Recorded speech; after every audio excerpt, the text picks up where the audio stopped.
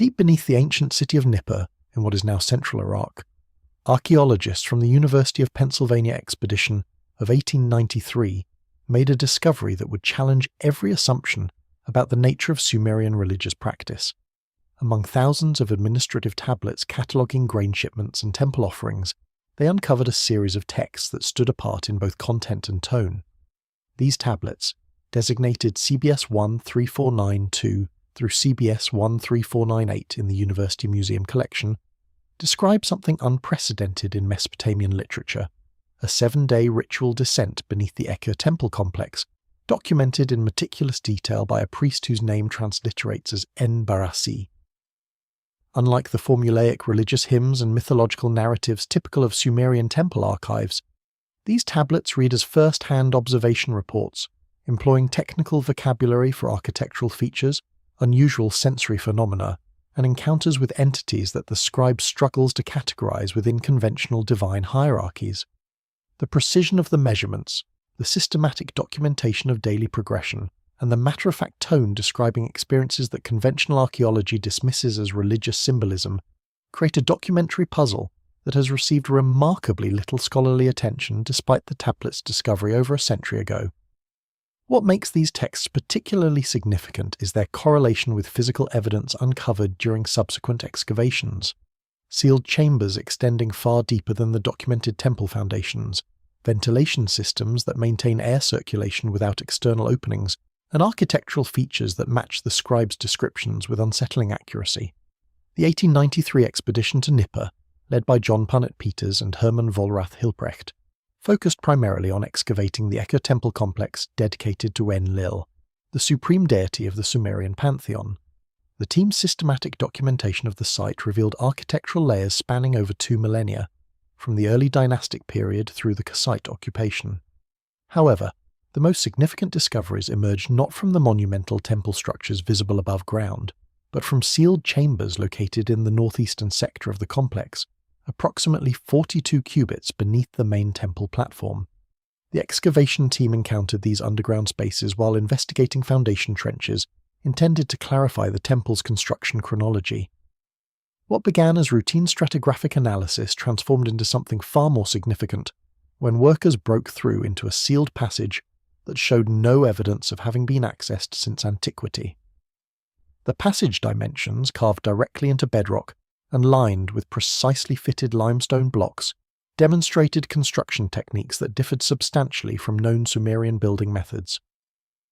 Initial exploration of the accessible portions revealed a complex extending far deeper than the team's limited equipment and funding could adequately investigate. Among the debris that had accumulated in the upper sections of this underground network, excavators discovered a cache of cuneiform tablets that had been deliberately sealed within a copper container designed for long-term preservation. The container itself, measuring approximately 30 centimeters in length and 20 centimeters in diameter, showed manufacturing precision that exceeded typical Mesopotamian metalwork. Chemical analysis conducted decades later revealed the copper had been alloyed with small quantities of arsenic and tin in ratios that optimize corrosion resistance, suggesting metallurgical knowledge specifically applied to create durable storage for the enclosed texts. The tablets within, 7 in total, showed minimal degradation despite their age, protected by the sealed environment and the sophisticated container design. Hilprecht, who specialized in cuneiform paleography, immediately recognized these tablets as unusual both in their physical characteristics and their content. Unlike the standard administrative clay tablets that comprised the bulk of finds at Nippur, these texts employed unusually fine clay, fired to higher temperatures than typical, creating a ceramic hardness that ensured long-term preservation. The cuneiform impressed into these tablets demonstrated exceptional care in formation, with each sign executed with precision that suggested the scribe understood these documents would serve as permanent records requiring maximum clarity. The initial translation work conducted by Hilprecht over the following 3 years revealed content that defied easy categorization within known Sumerian literary genres. The texts lacked the formulaic religious phraseology characteristic of temple hymns, showed none of the mythological narrative structure typical of Sumerian religious literature, and employed technical vocabulary for architectural features, spatial relationships, and temporal sequences more commonly found in administrative or scientific documents. Most significantly, the tablets presented a first-person narrative, a relatively uncommon feature in Sumerian literature, describing a 7-day ritual descent beneath the Ekur temple complex. The narrative voice maintained consistent focus on observable details, environmental conditions, measurements, and sequential progression through underground spaces, creating what reads more as an expedition report than a religious text. Hilprecht's preliminary publications of these tablets in 1897 generated remarkably little scholarly response, perhaps because the content challenged prevailing assumptions about Sumerian religious practices and the nature of temple architecture. Contemporary Assyriologists focused primarily on establishing chronologies, deciphering administrative records, and reconstructing political histories, generally classified these texts as religious literature and moved on to more conventional material. The tablets received catalogue designations CBS 1349-2 through CBS 13498 in the University Museum's collection, where they remained largely unstudied for decades. Subsequent scholars who examined these texts typically interpreted them through the lens of mythological symbolism, reading the described underground journey as representing spiritual transformation or initiatory experiences rather than documentation of physical spaces. This interpretive framework, while consistent with religious studies, approaches to ancient texts, failed to account for the precision of architectural descriptions, the systematic nature of the documentation, or the matter-of-fact tone that characterized the narrative. The turning point in understanding these tablets came during the 1950s, when renewed excavations at Nippur by the Oriental Institute of Chicago uncovered physical evidence that correlated with specific details in the texts. When excavators discovered sealed chambers beneath the Ekur complex matching dimensional specifications described in the tablets, the possibility emerged that these documents recorded actual experiences in real, architectural spaces, rather than purely symbolic religious journeys. En-bara-si identifies himself in the opening lines of the first tablet as a mashkim priest, a designation indicating specialized administrative and ritual functions within the temple hierarchy.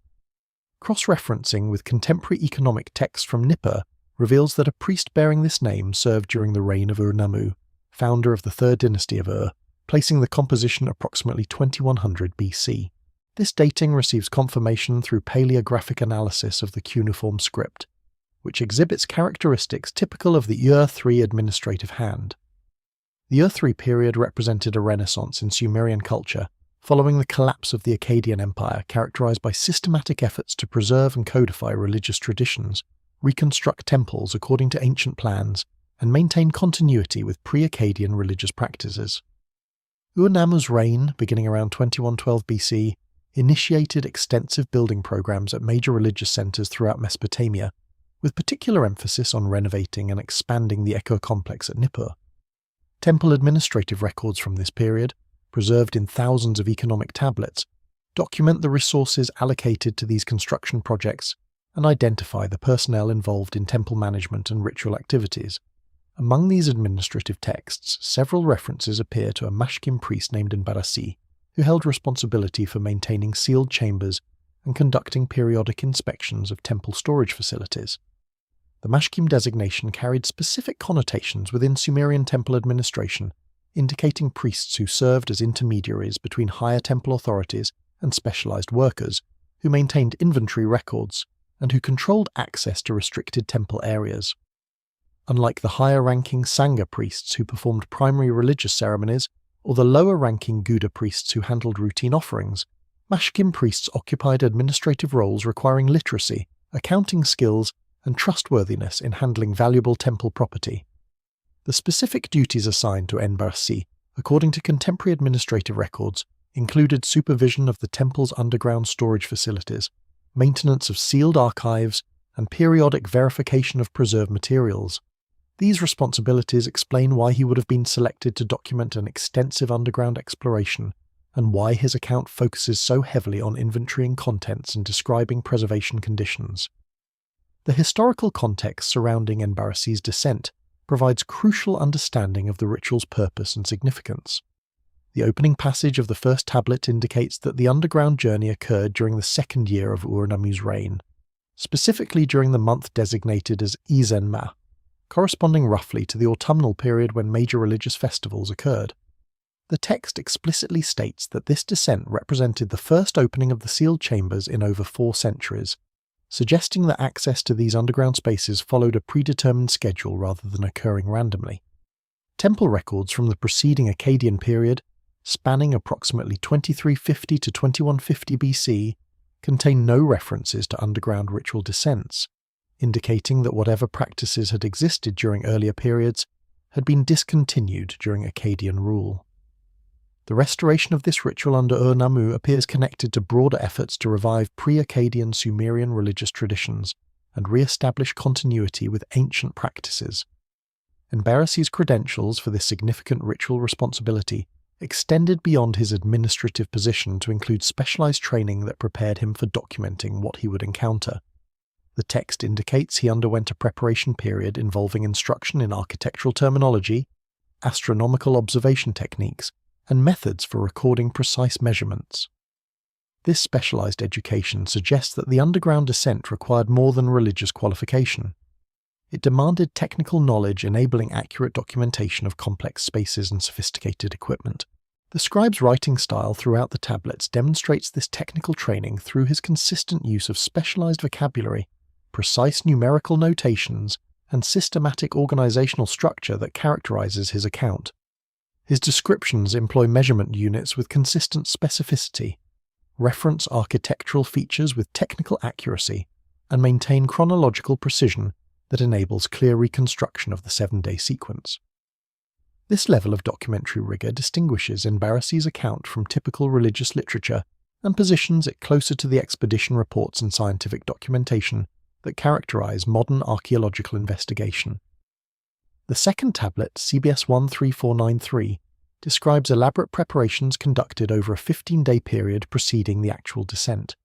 En-bara-si documents the opening of sealed stone doorways beneath the Ekur's innermost shrine, doorways that temple records indicated had remained closed for over 400 years since the previous ritual descent during the Akkadian period. The architectural descriptions include precise measurements for the descending passage, 7 cubits wide, 9 cubits high, constructed from limestone blocks fitted without mortar.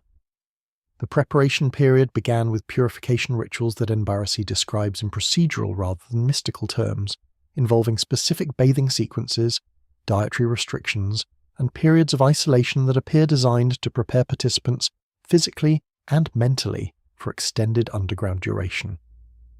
The scribe documents that preparations involved not only himself, but a support team of 12 temple workers who would maintain surface operations, manage supply lines, and monitor timing throughout the descent. This support infrastructure suggests the underground journey required logistical planning similar to modern archaeological expeditions, rather than simple religious ceremony. The opening of the sealed doorways comprised a complex engineering operation, documented with remarkable technical detail. En-bara-si describes how temple workers first removed accumulated debris from the entrance chamber, revealing massive stone doors sealed with a combination of fitted stone plugs and poured lead that had solidified over centuries. The removal process required careful heating of the lead seals to soften them without damaging the surrounding stonework, followed by mechanical procedures using bronze lever systems to shift the stone plugs without cracking them. The precision required for this operation indicates sophisticated understanding of materials, thermal properties, and mechanical advantage. The actual doorway, when finally opened, revealed a descending passage that had maintained remarkable preservation despite 4 centuries of closure. En-bara-si notes that air flowing from the passage carried no stench of decay or stagnation, suggesting that ventilation systems within the underground complex had continued functioning throughout the closure period. This observation, seemingly minor in the scribe's account, has profound implications for understanding the engineering sophistication of the complex. Modern analysis of similar ancient underground structures reveals that maintaining air quality in sealed chambers for extended periods requires either natural geological air circulation or designed ventilation systems employing principles of convection, pressure differentials, and strategic placement of air shafts. The passage construction itself demonstrated engineering capabilities that exceeded standard Sumerian building techniques. The limestone blocks forming the walls measured approximately 2 cubits in length, 1 cubit in height, and half a cubit in thickness, with dressed surfaces achieving nearly perfect flatness. The fitting between blocks, accomplished without mortar or binding materials, maintained tolerances measured in fractions of a finger width, creating joints so precise that the passage appeared carved from solid stone rather than assembled from individual blocks. This construction method required not only skilled stone cutting, but also sophisticated surveying to ensure the passage descended at a consistent angle over its full length. En-bara-si records the descent angle as 1 cubit of vertical drop for every 7 cubits of horizontal distance, creating a gradual slope that facilitates movement while extending the passage length to achieve significant depth. The scribe's documentation includes detailed observations about the passage floor, which showed evidence of deliberate texturing to prevent slipping, and the ceiling, which incorporated regular indentations apparently designed to hold lighting fixtures. The lighting system described by En-bara-si employed bronze brackets embedded into the ceiling indentations, designed to hold oil lamps that would provide illumination without producing excessive smoke accumulation. The bracket design included reflective backing surfaces that directed light downward, while venting combustion gases upward into small channels that connected with the ventilation system. This integration of lighting with air circulation demonstrates systematic engineering that considered multiple functional requirements simultaneously. The passage extended from the entrance chamber for a distance that En-bara-si calculates as 120 cubits, approximately 60 meters in modern measurement, before reaching the first major underground chamber. Throughout this descent, the scribe notes various architectural features including drainage channels cut into the floor edges, carved symbols at regular intervals apparently serving as distance markers, and periodic widening areas that might have served as rest stations or material storage locations during the complex's active use. The preservation state of all these features, showing minimal deterioration despite the 4th-century closure, provided additional evidence of the sophisticated environmental controls maintained within the underground spaces. As En-bara-si reached the terminus of the descending passage, he encountered a second set of sealed doorways that required opening procedures similar to those employed at the surface entrance. These interior seals, however, incorporated additional security features including mechanical locks, operated by bronze keys of specific design, and symbolic puzzles inscribed on the door surfaces that apparently required knowledge of specific solutions before the doors would open safely. The scribe's description of these security measures indicates they served to prevent unauthorized access, while allowing properly trained temple personnel to open the chambers during authorized descent periods. En-bara-si's account of the first day beneath the temple focuses extensively on atmospheric conditions that distinguish the underground chambers from surface environments. The scribe describes air that moves without wind, maintains constant temperature regardless of seasonal variation, and carries what he terms the breath of the deep waters. Modern analysis of similar ancient underground complexes reveals sophisticated ventilation engineering that creates stable microclimates through passive air circulation systems. The scribe's initial observations upon entering the first major chamber emphasize sensory experiences that defied his surface world expectations. He notes particularly the quality of the air, which despite the chamber's depth and isolation felt neither stale nor suffocating, but instead maintained freshness comparable to surface conditions. The temperature, measured through subjective assessment rather than instruments, remained constant at a level the scribe describes as neither warm nor cool, suggesting the chamber maintained conditions near typical human comfort range. This temperature stability becomes more significant when considering that surface temperatures in Mesopotamia vary dramatically between day and night, and seasonally between summer heat and winter cold. The maintenance of constant underground temperature indicates either fortunate geological conditions or engineered climate control. The air movement that En-bara-si describes presents perhaps the most puzzling atmospheric phenomenon. The scribe notes gentle but perceptible air currents flowing through the chamber despite the absence of obvious openings to the surface. He describes the sensation of standing in the airflow, feeling it move across his skin and disturb the flame of his oil lamp, yet being unable to determine the air's source or destination. This observation suggests a ventilation system that circulated air through channels hidden within the walls or ceiling, maintaining air quality while remaining invisible to casual inspection. Modern engineering analysis indicates that such ventilation would require carefully designed air shafts extending to the surface at locations positioned to create natural convection through temperature differentials between underground and surface air. The breath of the deep waters that En-bara-si mentions refers to a distinctive quality of the air that carried moisture without dampness, freshness without the dry dustiness typical of desert environments. This description suggests the ventilation system drew air across underground water sources, naturally humidifying it, while also filtering dust particles through water contact. The engineering sophistication required to create such effects through passive systems, without mechanical air handling equipment, demonstrates advanced understanding of fluid dynamics and atmospheric physics. The chamber's acoustic properties also captured En-bara-si's attention during his first day underground.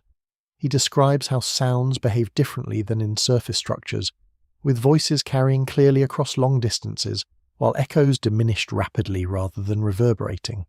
This acoustic control suggests intentional design of wall angles, surface textures, and chamber proportions to optimize communication while minimizing sound distortion.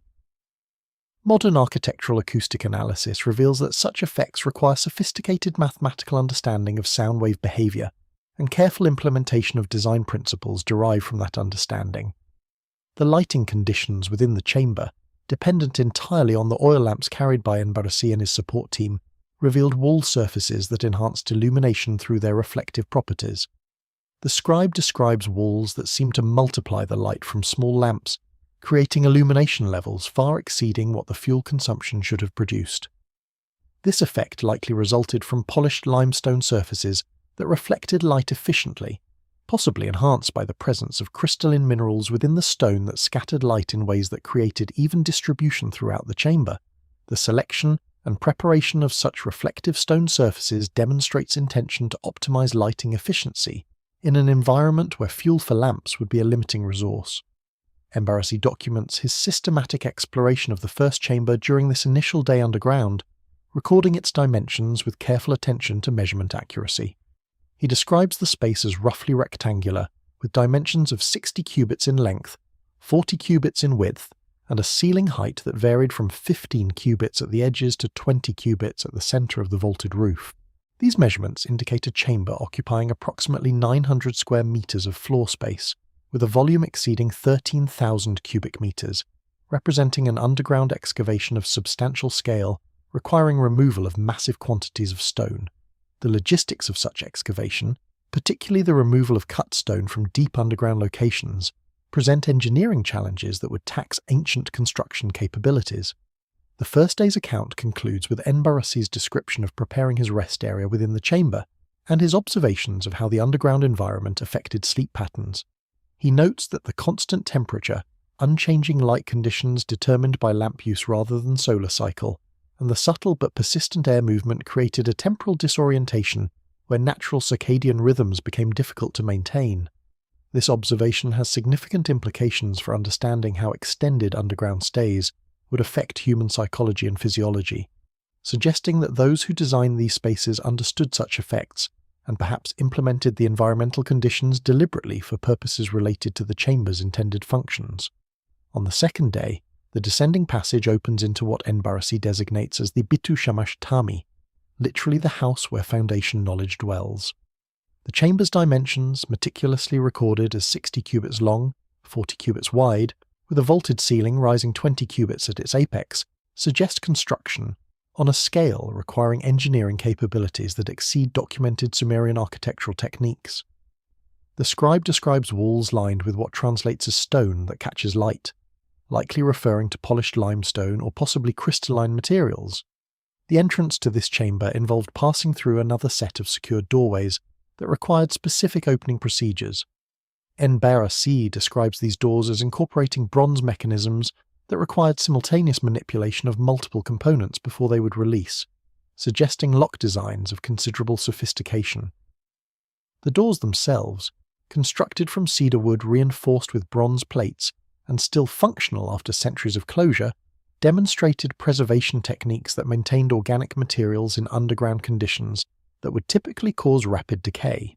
Upon entering the Chamber of First Knowledge, En-bara-si's initial observations focused on the chamber's architectural grandeur and the systematic organization of its contents. The walls rose in stepped tiers, creating a series of elevated platforms around the chamber's perimeter that held various objects and materials.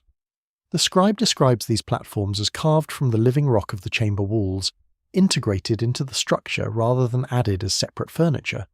Each tier stood approximately 1 cubit above the level below it, creating a three-dimensional storage and display system that maximized the chamber's capacity while maintaining organized accessibility to stored materials. The stone that catches light covering the chamber walls received detailed attention in En-bara-si's documentation. He describes how the wall surfaces had been worked to achieve nearly mirror-like smoothness, reflecting the illumination from oil lamps with such efficiency that the chamber could be adequately lit using far fewer lamps than its size would normally require. In some areas, the walls incorporated what the scribe describes as stone within a fire, likely referring to crystalline minerals that created sparkling effects when illuminated. Modern geological analysis of limestone formations in the Nippur region reveals the presence of calcite crystals and other minerals that would create precisely such effects when exposed in polished stone surfaces. The contents of the Chamber of First Knowledge comprised what En-bara-si characterizes as the collected wisdom necessary for rebuilding civilization after catastrophic collapse. The scribe's systematic inventory of these contents provides remarkable documentation of what ancient Mesopotamian culture considered essential knowledge. The primary category of materials consisted of written records inscribed on various media, including clay tablets, copper sheets, and stone surfaces. Unlike the clay tablets common in Mesopotamian archives, many of the written materials in this chamber employed more durable media selected specifically for long-term preservation. The copper tablets that En-bara-si describes in detail presented astronomical records, mathematical tables, and technical specifications for various procedures and technologies. The choice of copper as a writing surface, while unusual and expensive, offered significant advantages for preservation compared to clay. The metal tablets could be inscribed using specialized tools that created permanent marks, then sealed with protective coatings that prevented oxidation. The scribe notes that these copper tablets were organized in wooden frames, creating a filing system that kept related documents together and facilitated retrieval of specific information. The astronomical records documented on these copper tablets included star catalogues listing celestial objects with coordinates and characteristics, tables for calculating planetary positions over extended time periods, and eclipse prediction methods that demonstrated sophisticated mathematical capabilities. En-bara-si, despite his temple training and basic astronomical observation necessary for maintaining religious calendars, found much of this material beyond his comprehension, noting that the mathematical techniques employed exceeded his education. The mathematical tables present in the Chamber of First Knowledge covered extensive range of calculations, including multiplication tables extending to very large numbers, tables of reciprocals necessary for division operations, square and cube root tables, and tables of compound interest calculations. The practical applications of these mathematical tools extended from basic commerce and accounting to advanced engineering calculations and astronomical predictions. The organization of these tables and the methods they encoded demonstrate systematic mathematical development that served as foundation for Mesopotamian computational achievements. The architectural and engineering specifications documented in this chamber included detailed plans for construction projects, specifications for materials and their preparation, and procedural instructions for various building techniques. These technical documents employed standardized notation systems for dimensions, angles, and proportions that enabled precise communication of design intent. En-bara-si describes architectural drawings inscribed on stone slabs that showed multiple views of structures including ground plans, elevations, and cross-sections, demonstrating projection techniques that would not appear in European architectural drawing until the Renaissance. The preservation methods employed in the Chamber of First Knowledge extended beyond simple storage to include active protection systems that maintained optimal conditions for the stored materials. En-bara-si describes containers of various designs that sealed their contents against moisture and air exposure, chemical treatments applied to organic materials to prevent decay, and environmental monitoring systems that apparently tracked chamber conditions. The sophistication of these preservation techniques indicates understanding of the chemical and physical processes that cause material degradation and systematic implementation of countermeasures to prevent such deterioration. Within the Chamber of First Knowledge, En-bara-si encounters what he terms the tablets of heaven's movements, extensive astronomical records inscribed on copper sheets rather than clay. His descriptions of these tablets include references to planetary cycles, eclipse predictions, and stellar observations that demonstrate mathematical sophistication exceeding official Mesopotamian astronomical capabilities by several centuries. The scribe specifically mentions calculations for what modern astronomy recognizes as the precession of equinoxes. The Astronomical archive occupied an entire section of the chamber's tiered platforms, organized according to celestial categories that reflect sophisticated understanding of astronomical phenomena. En-bara-si describes how the copper tablets were arranged in sequences corresponding to different astronomical cycles, with clear marking systems that enabled retrieval of specific information without searching through the entire collection. The organizational system employed standardized notation for celestial coordinates, consistent date recording methods, and cross-referencing techniques that connected related observations across different time periods.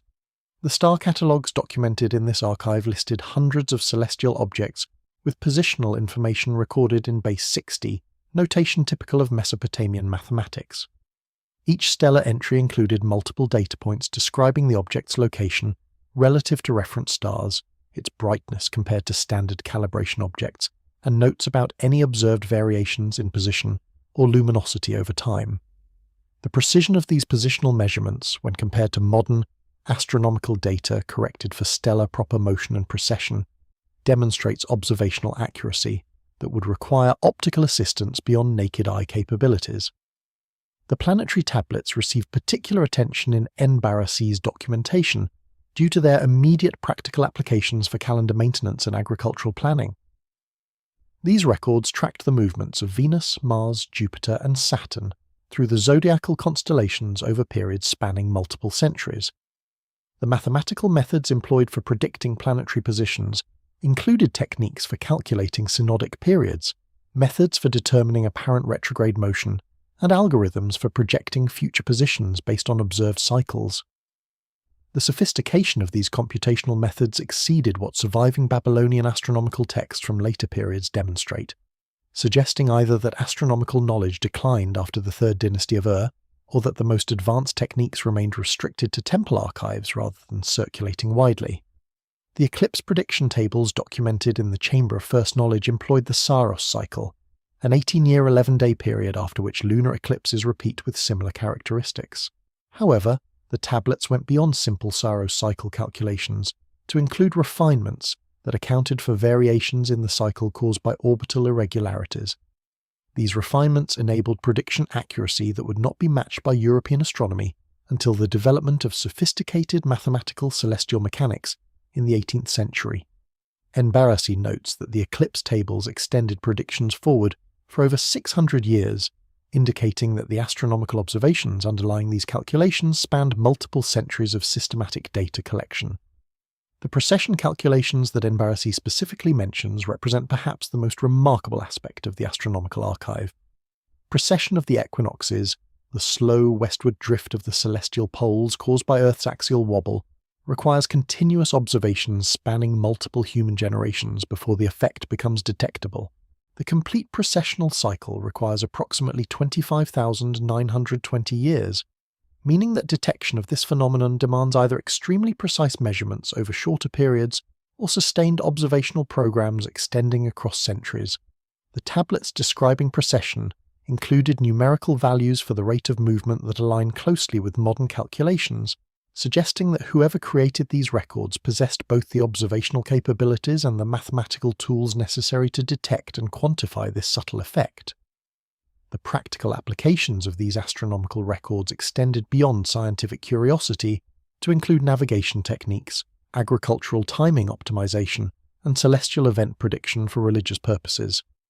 En-bara-si describes finding tablets that correlated specific celestial configurations with optimal times for various agricultural activities, demonstrating understanding of how planetary positions could serve as calendrical markers for tracking seasonal cycles. Other tablets documented navigation methods using stellar positions, including techniques for determining latitude from stellar altitude measurements, and methods for maintaining directional orientation during long-distance travel. The preservation of these copper astronomical tablets employed protective measures that maintained the metal surfaces in readable condition despite centuries of storage. En-bara-si notes that the tablets were coated with a transparent substance that prevented oxidation while remaining clear enough to allow the inscribed information to be read without removing the coating. Chemical analysis of similar preservation compounds from other Mesopotamian contexts reveals the use of natural resins combined with mineral additives that create durable protective layers with remarkable longevity. The astronomical instruments described in association with these tablets included devices for measuring stellar positions, tools for tracking planetary movements, and mechanisms for calculating astronomical events. En-bara-si's descriptions of these instruments emphasize their precision construction and the sophisticated mathematical principles embedded in their design. One device in particular captured the scribe's attention, a mechanism he describes as a bronze instrument with multiple rotating discs marked with celestial coordinates. This description corresponds remarkably with the later Antikythera mechanism discovered in a Roman shipwreck, suggesting that the technology for constructing astronomical calculating devices existed far earlier than conventional timelines indicate. The third day's descent leads to a chamber that En-bara-si describes with evident wonder as containing preserved specimens of plants, animals, and substances sealed in containers of glass-like material. His inventory includes detailed descriptions of preservation techniques, including sealed vessels filled with clear liquids that prevent decay, and storage methods that maintain biological specimens in conditions the scribe characterizes as suspended between life and death. The chamber designation given by En-bara-si translates as the house where living things rest, a name that captures the preservation concept central to the chamber's purpose. The descent to this third chamber required navigating a passage that differed from the previous sections in its incorporation of water management features. En-bara-si describes drainage channels carved into the passage floor that collected any moisture seepage and directed it away from the chamber entrance, preventing water accumulation that would compromise the preservation environment. The passage also incorporated what the scribe terms airlocks, sections where multiple doors created isolated spaces that could be sealed independently, apparently designed to maintain environmental separation between chambers with different atmospheric requirements. The Hall of Preserved Things demonstrated environmental control more sophisticated than the previous chambers, with atmospheric conditions carefully regulated to optimize preservation of organic materials. En-bara-si notes the complete absence of moisture in the air, a dry atmosphere that prevented fungal growth and bacterial decay that would normally affect biological specimens. The temperature maintenance in this chamber appeared even more precisely controlled than in previous spaces, with the scribe describing a constant coolness that felt several degrees below the temperature of the earlier chambers. Modern understanding of preservation science confirms that reduced temperature and humidity create optimal conditions for long-term storage of organic materials, suggesting that whoever designed this chamber understood these principles and implemented them through passive environmental control systems. The glass-like containers that En-bara-si describes in detail represented a preservation technology of remarkable sophistication.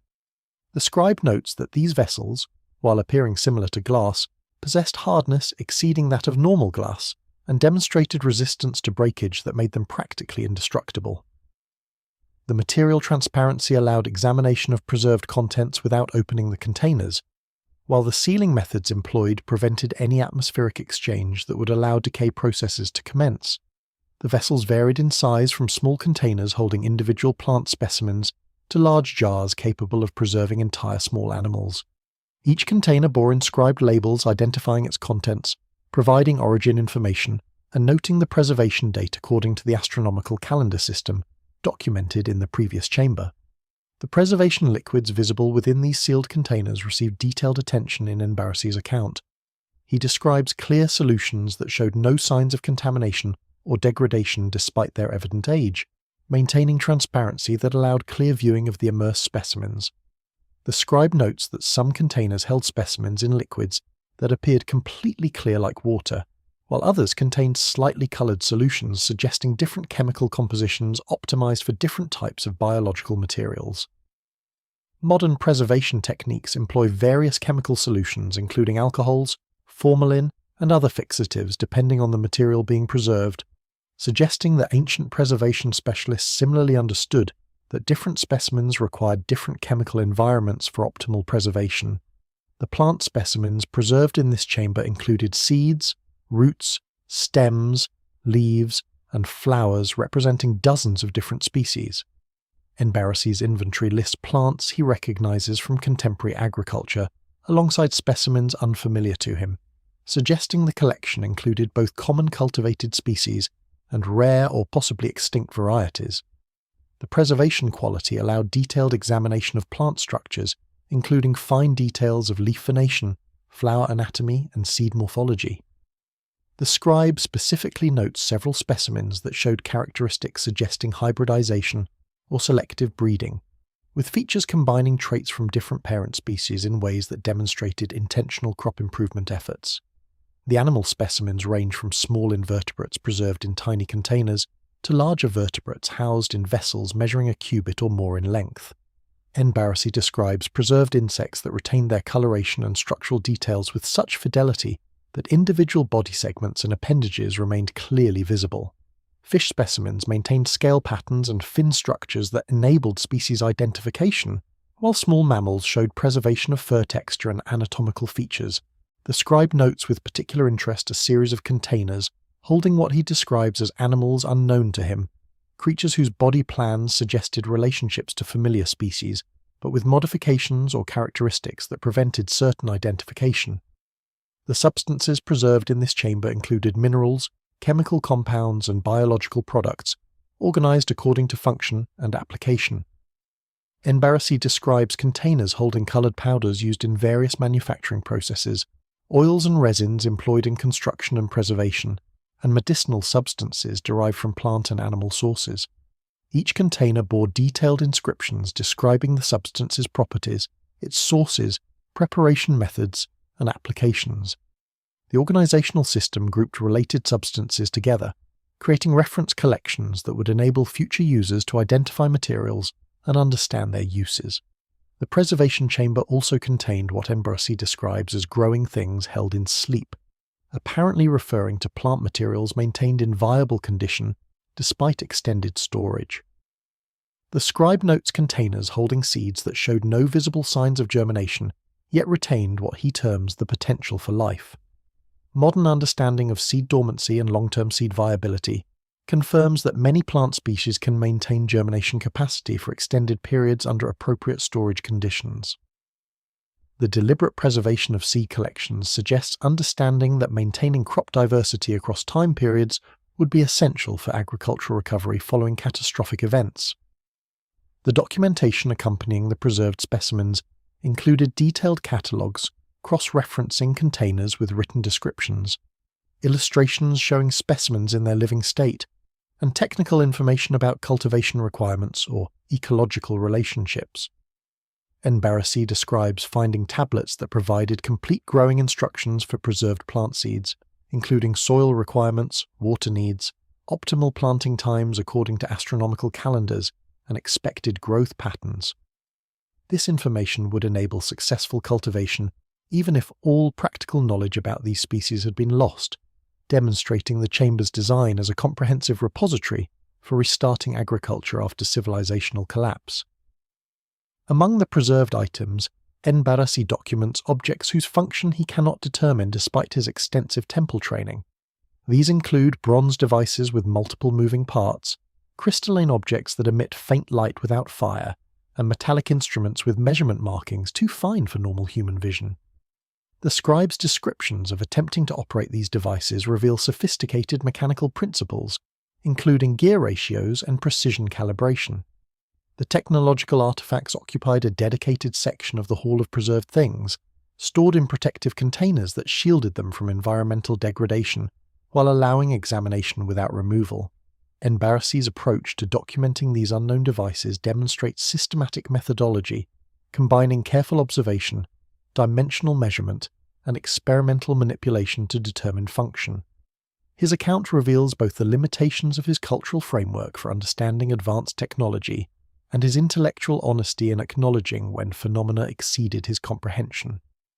The bronze mechanisms that En-bara-si describes in greatest detail consisted of assemblies containing multiple interlocking gears, rotating shafts, and adjustment mechanisms that suggested calculation or measurement functions. One device in particular, which the scribe measured as approximately 2 hands in width and 1 hand in thickness, contained a series of bronze discs marked with numerical notations and connected through a gear train that allowed rotation of one disc to produce calculated rotation of others. The gear teeth showed precision manufacturing with uniform spacing and consistent profiles, indicating fabrication methods more sophisticated than standard ancient bronze casting. En-bara-si's attempts to operate this device revealed that rotating the input disk through complete revolutions produced fractional rotations of other disks according to specific mathematical ratios. The scribe recognized these ratios as corresponding to astronomical cycles, suggesting the device functioned as a mechanical calculator for predicting celestial events. The construction techniques evident in these bronze mechanisms exceeded documented Mesopotamian metalworking capabilities in several respects. The gears required precision that would be difficult to achieve through simple casting, suggesting either advanced casting methods with carefully prepared molds or post-casting machining using tools capable of working hardened bronze.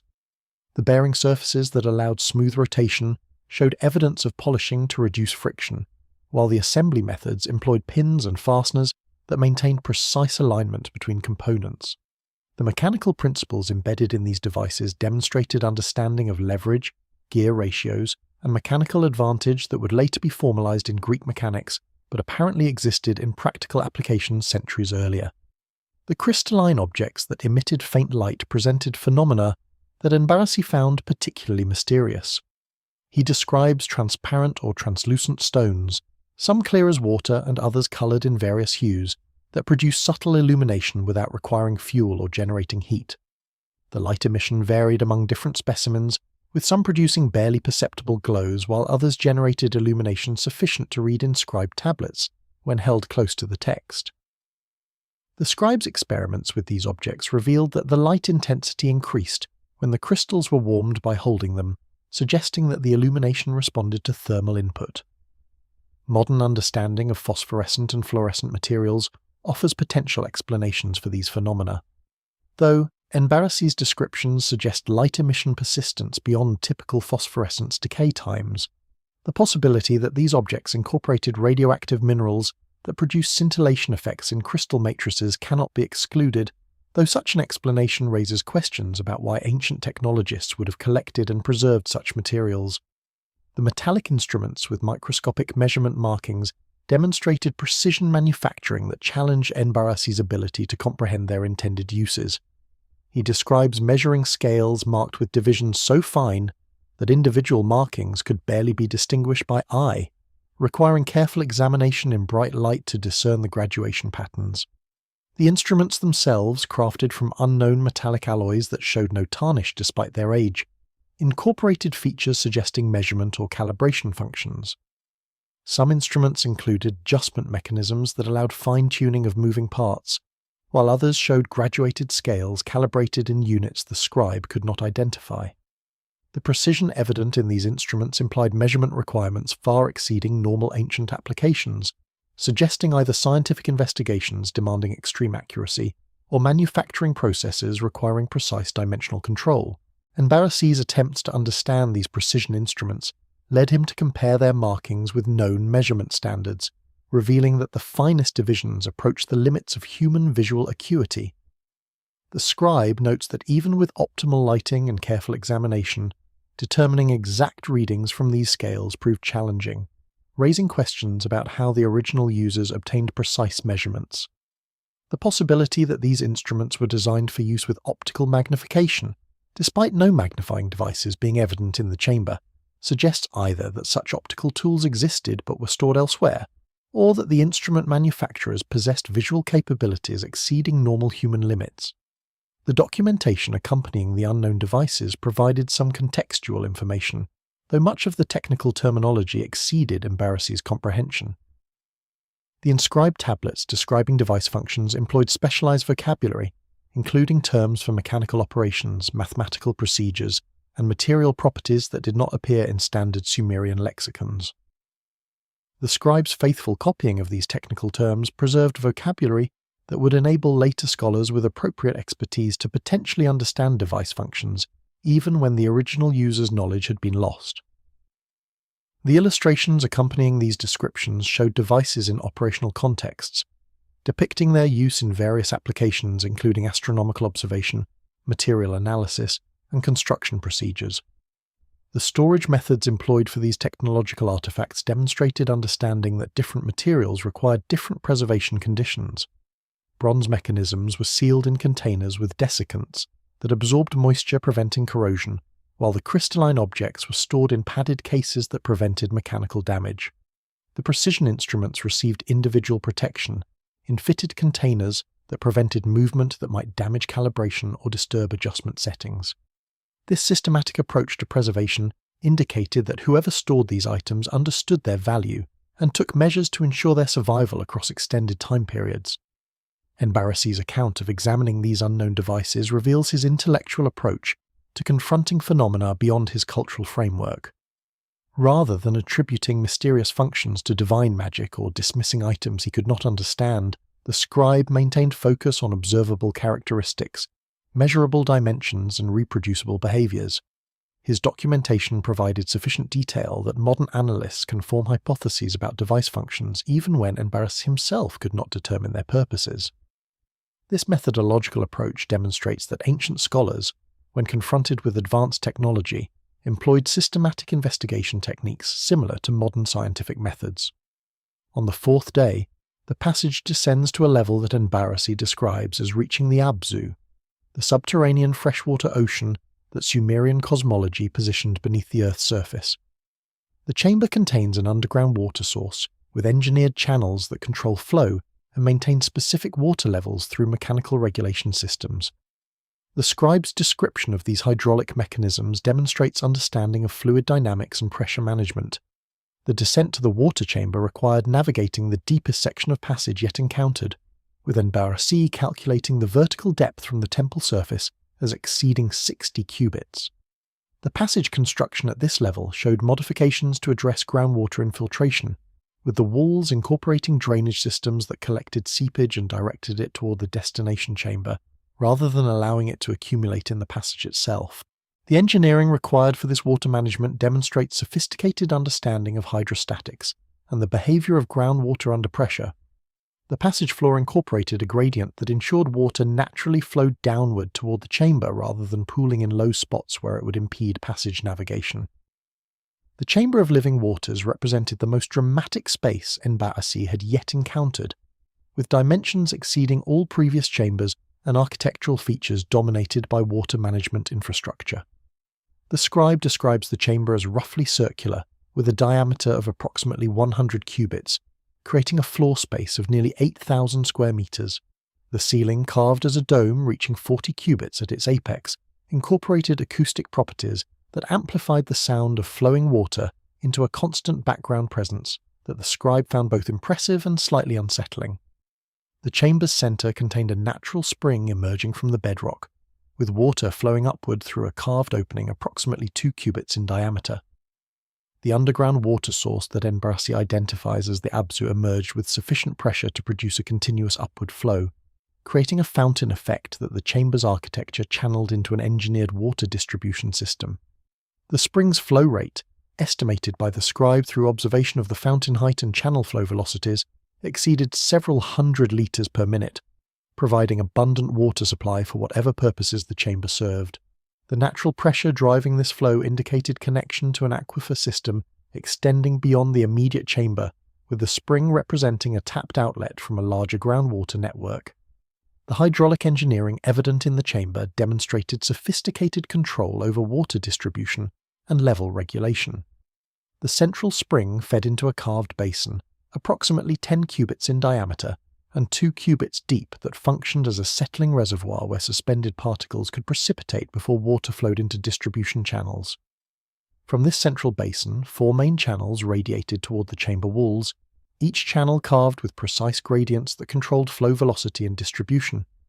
The channels incorporated features including flow restriction orifices that regulated discharge rates, diversion gates that could redirect water between different channels, and overflow weirs that maintained specific water levels regardless of variations in spring flow rate. The mechanical regulation systems that En-bara-si describes with particular fascination included bronze mechanisms that automatically adjusted channel flow based on water level in the central basin. These mechanisms employed float systems that rose and fell with water level changes connecting through lever arms to gate mechanisms that opened or closed flow restrictions accordingly. The engineering principle demonstrated by these systems, using mechanical feedback to maintain stable conditions despite variable inputs, represents a sophisticated understanding of control theory that would not be formally developed until modern times. The scribe's detailed description of these mechanisms, including their dimensions, pivot points, and movement ranges, provides sufficient information to reconstruct their operation and confirm their automatic regulation function. The water quality emerging from the spring received careful attention in En-bara-si's observations. He notes that the water appeared completely clear without the turbidity typical of surface water sources, possessed a taste he describes as pure and refreshing, and remained at a constant temperature he characterizes as pleasantly cool. The clarity and purity suggest that the aquifer feeding the spring provided natural filtration through geological strata, removing suspended particles and many dissolved impurities before the water reached the chamber. The constant temperature reflected the thermal stability of deep groundwater, which maintains year-round temperatures approximating the average annual surface temperature for the region. The distribution channels radiating from the central basin served multiple purposes based on En-bara-si's systematic exploration of their destinations.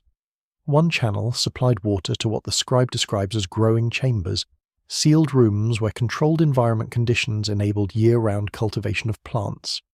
These growing chambers, which En-bara-si explored briefly, incorporated artificial lighting from an unknown source, temperature control that maintained optimal growing conditions, and irrigation systems that delivered precise water quantities based on plant requirements.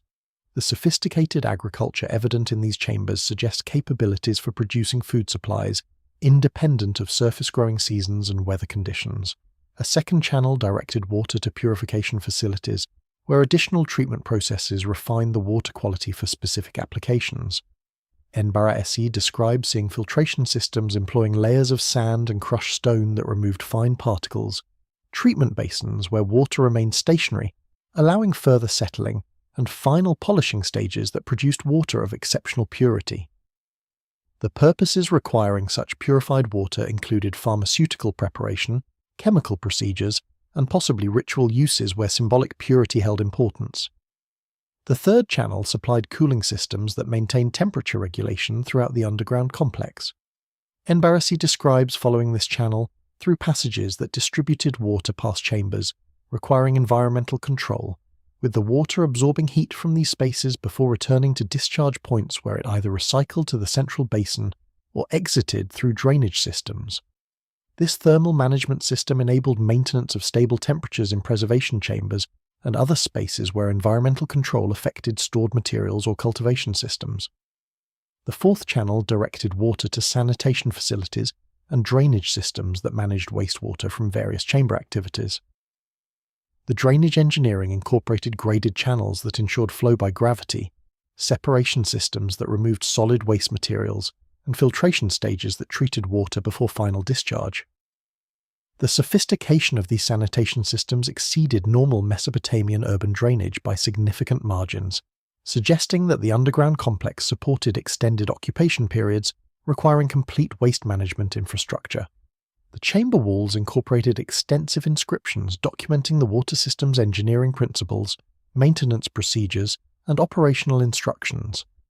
En-bara-si describes these technical texts as employing specialized vocabulary for hydraulic components, mathematical calculations for flow rates and pressure relationships, and diagnostic procedures for identifying system problems. The preservation of this operational knowledge alongside the physical infrastructure ensured that future users could understand and maintain the systems even if original engineering expertise had been lost. Adjacent to the water chamber, En-bara-si discovers what he terms the House of Healing Knowledge, containing surgical instruments, pharmaceutical preparations, and anatomical diagrams inscribed on metal sheets. His descriptions of these medical implements include cutting tools with edges that maintain sharpness indefinitely, measuring devices with microscopic precision markings, and compound medicines prepared according to formulas that specify exact proportions and preparation sequences. The medical repository occupied a complex of interconnected chambers designed to organize healing knowledge according to functional categories, including diagnosis, surgical intervention, pharmaceutical treatment, and long-term care. En-bara-si's systematic exploration of these spaces reveals medical capabilities that exceeded documented ancient Mesopotamian practices, while demonstrating theoretical understanding of human anatomy and physiology that anticipated modern medical knowledge by millennia. The surgical instrument collection demonstrated manufacturing precision and design sophistication that immediately captured En-bara-si's attention. The cutting implements, crafted from unknown metallic alloys that showed no signs of corrosion despite their age, maintained edges of extraordinary sharpness that the scribe tested by demonstrating their ability to slice through leather and thin bronze sheet with minimal pressure. The edge geometry of these instruments, examined closely by En-bara-si, showed consistent angles and smooth surfaces without the irregularities typical of ancient metalwork. The handles incorporated ergonomic shaping that fit human hands comfortably, while providing secure grip during precise operations. The instrument set included specialized tools for different surgical procedures, with each implement designed for specific functions that En-bara-si attempted to understand through examination of accompanying documentation. The anatomical diagrams inscribed on copper and silver sheets provided visual references that correlated surgical instruments with their intended applications. These diagrams showed human anatomy with accuracy that demonstrates detailed knowledge obtained through systematic dissection and study. En-bara-si describes images showing the skeletal system with individual bones labelled and their articulations explained, the muscular system depicting major muscle groups and their attachment points, the circulatory system mapping blood vessels throughout the body, and the nervous system illustrating the brain, spinal cord, and major nerve pathways. The precision of these anatomical illustrations exceeded what simple external observation could provide, indicating that whoever created them had conducted detailed internal examinations of human bodies. The surgical procedures documented in association with these instruments included operations of remarkable sophistication. En-bara-si describes finding instructions for what modern medicine would recognize as trepanation, cranial surgery involving careful removal of skull sections to access brain tissue. The procedural documentation specified precise locations for surgical access based on symptom presentations, techniques for cutting bone without damaging underlying neural tissue, and post-operative care protocols for managing healing and preventing infection. Other surgical procedures documented included cataract removal, employing specialized curved needles to extract clouded lenses from eyes, amputation techniques that specified optimal cutting locations, and methods for controlling bleeding, and suturing procedures using bronze needles and organic thread materials. The measuring instruments included in the medical repository demonstrated precision-enabling quantification of anatomical dimensions, fluid volumes, and medication dosages with accuracy approaching modern standards. En-bara-si describes graduated cylinders marked with volume divisions corresponding to fractions of standard capacity measures, precision balances capable of weighing quantities measured in individual grains, and calipers for measuring anatomical dimensions with accuracy to fractions of a finger width. The finest measurement scales showed divisions so small that reading them required careful examination under optimal lighting conditions, suggesting that original users either possessed exceptional visual acuity or employed optical magnification. The pharmaceutical repository contained extensive collections of prepared medicines, raw material stocks, and processing equipment for creating medicinal compounds. En-bara-si's inventory documented hundreds of sealed containers holding finished medications, each labeled with contents identification, preparation date, dosage instructions, and clinical applications. The medications spanned multiple delivery forms, including powders for oral administration, salves for topical application, liquids for various uses, and compounds designed for specific preparation methods such as decoction or infusion. The preparation formulas inscribed on tablets accompanying these medicines specified exact ingredient proportions, processing procedures including temperature requirements and duration specifications, and quality control tests for ensuring proper preparation. The pharmaceutical formulas demonstrated sophisticated understanding of medicinal chemistry, including concepts of extraction, concentration, combination effects, and dosage optimization. Many formulas specified multiple ingredients that would be combined in precise ratios, suggesting understanding that therapeutic effects could be enhanced through careful combination of different active compounds. The processing procedures included techniques such as heating, to specific temperatures for specific durations, grinding materials to particular fineness levels, dissolving substances in specific solvents, and filtering solutions to remove unwanted components. The preservation methods employed for medicines ensured stability over extended storage periods, with sealed containers preventing contamination and degradation. The raw materials stored in the pharmaceutical repository included minerals, plant materials, and animal-derived substances organized according to therapeutic properties.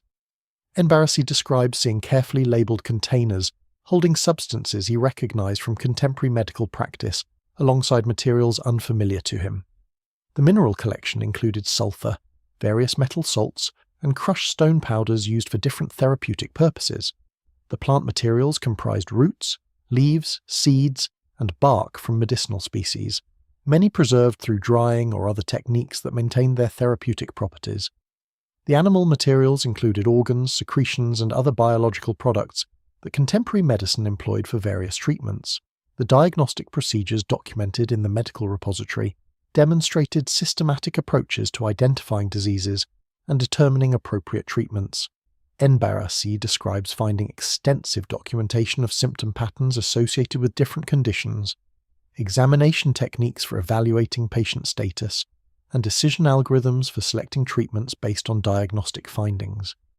The diagnostic methods included procedures for evaluating pulse characteristics at different body locations, examining tongue appearance and other visible signs, palpating specific body areas to detect abnormalities, and conducting various functional tests to assess organ system performance.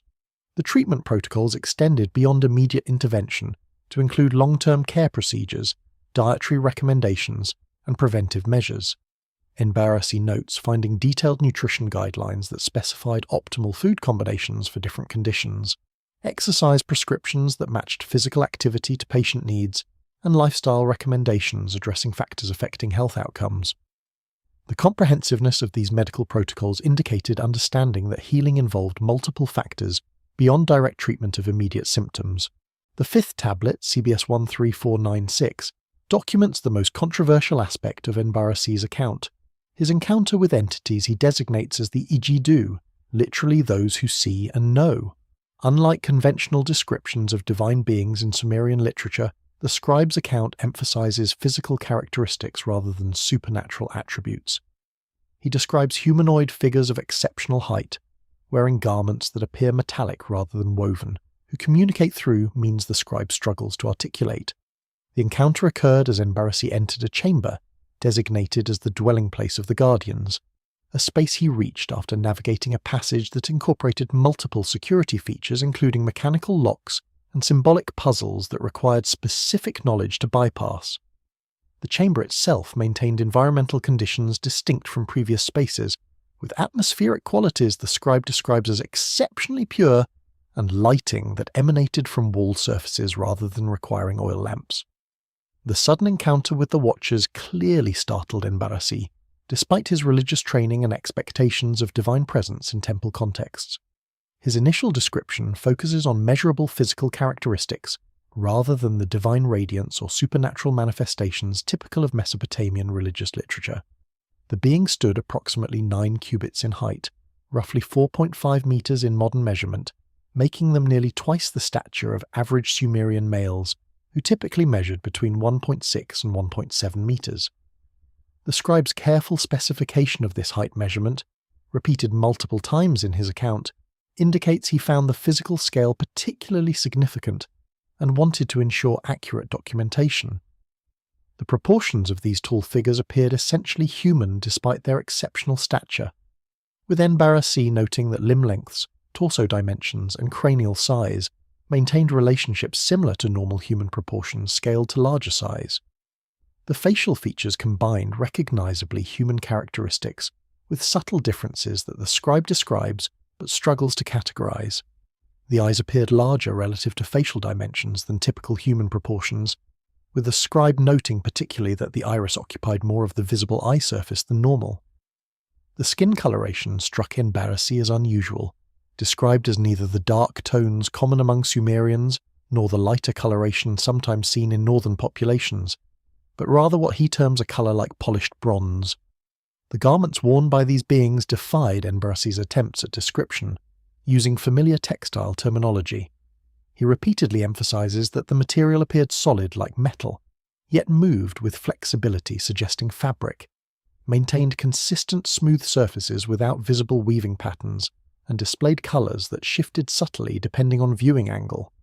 The garments fitted closely to the body forms without apparent fasteners, seams, or tailoring features that would normally be visible in constructed clothing. The scribe notes that the material appeared to incorporate very fine patterns or textures visible only upon close examination, patterns he describes as resembling written characters, but in no script he recognized.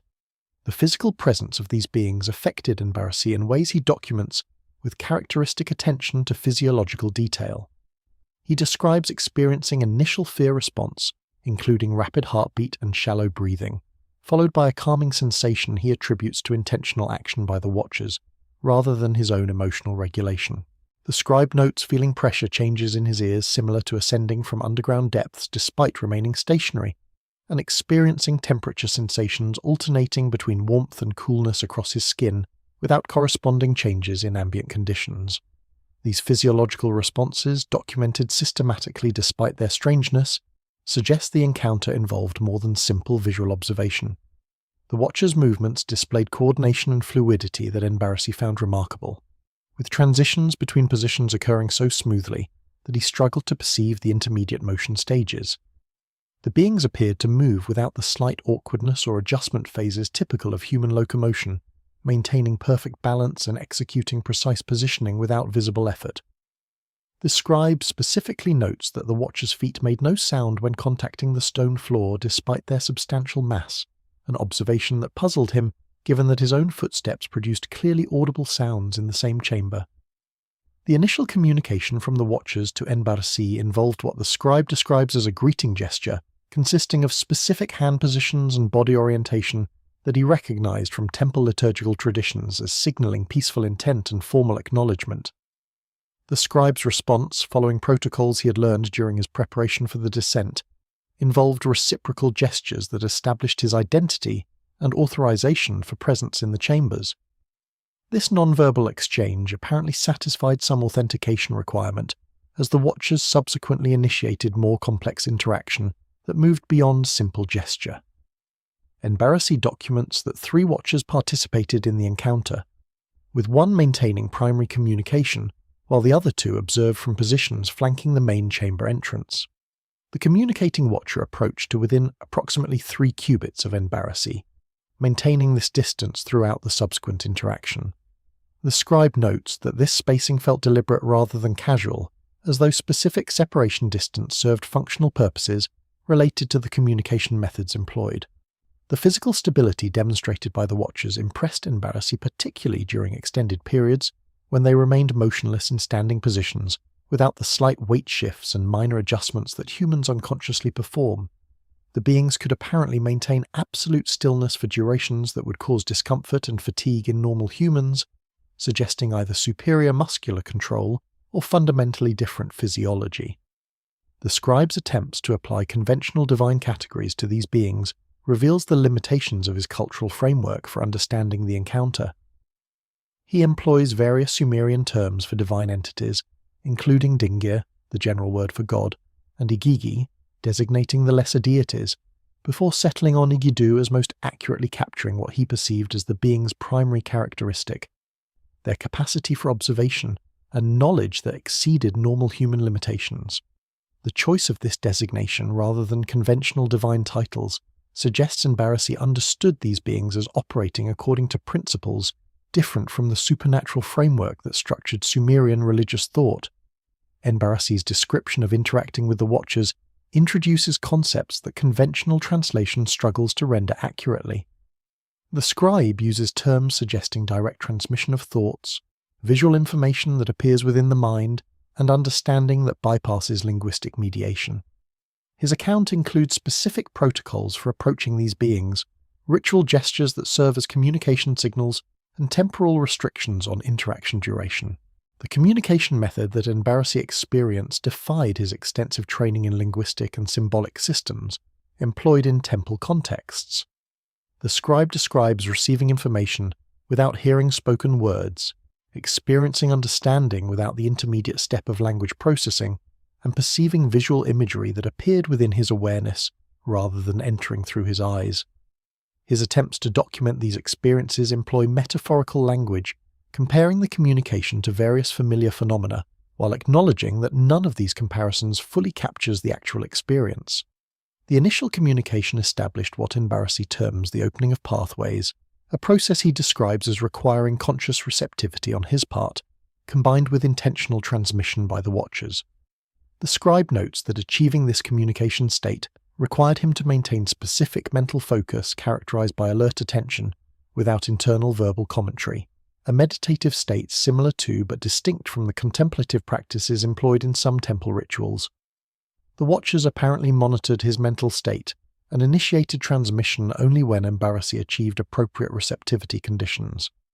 The content transmitted through this direct communication method included information types that would be difficult or impossible to convey through conventional language.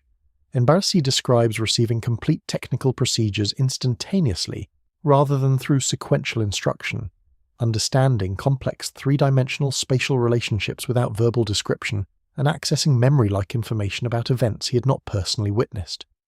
The transmission felt qualitatively different from normal memory recall or imagination, carrying what the scribe describes as a sense of external origin and objective reality that distinguished it from his own internal mental processes. The visual information that appeared in En-bara-si's awareness during communication included imagery with clarity and detail exceeding normal visual perception. He describes seeing technical diagrams with fine details visible simultaneously across the entire image, rather than requiring sequential focus on different areas as normal vision would demand. The imagery included movement and transformation, showing processes occurring over time, compressed into brief observation periods, enabling understanding of complex sequences without extended viewing. Some transmitted images included perspectives impossible from fixed human viewpoint, such as simultaneous views of objects from multiple angles or interior views of structures without visible walls removed.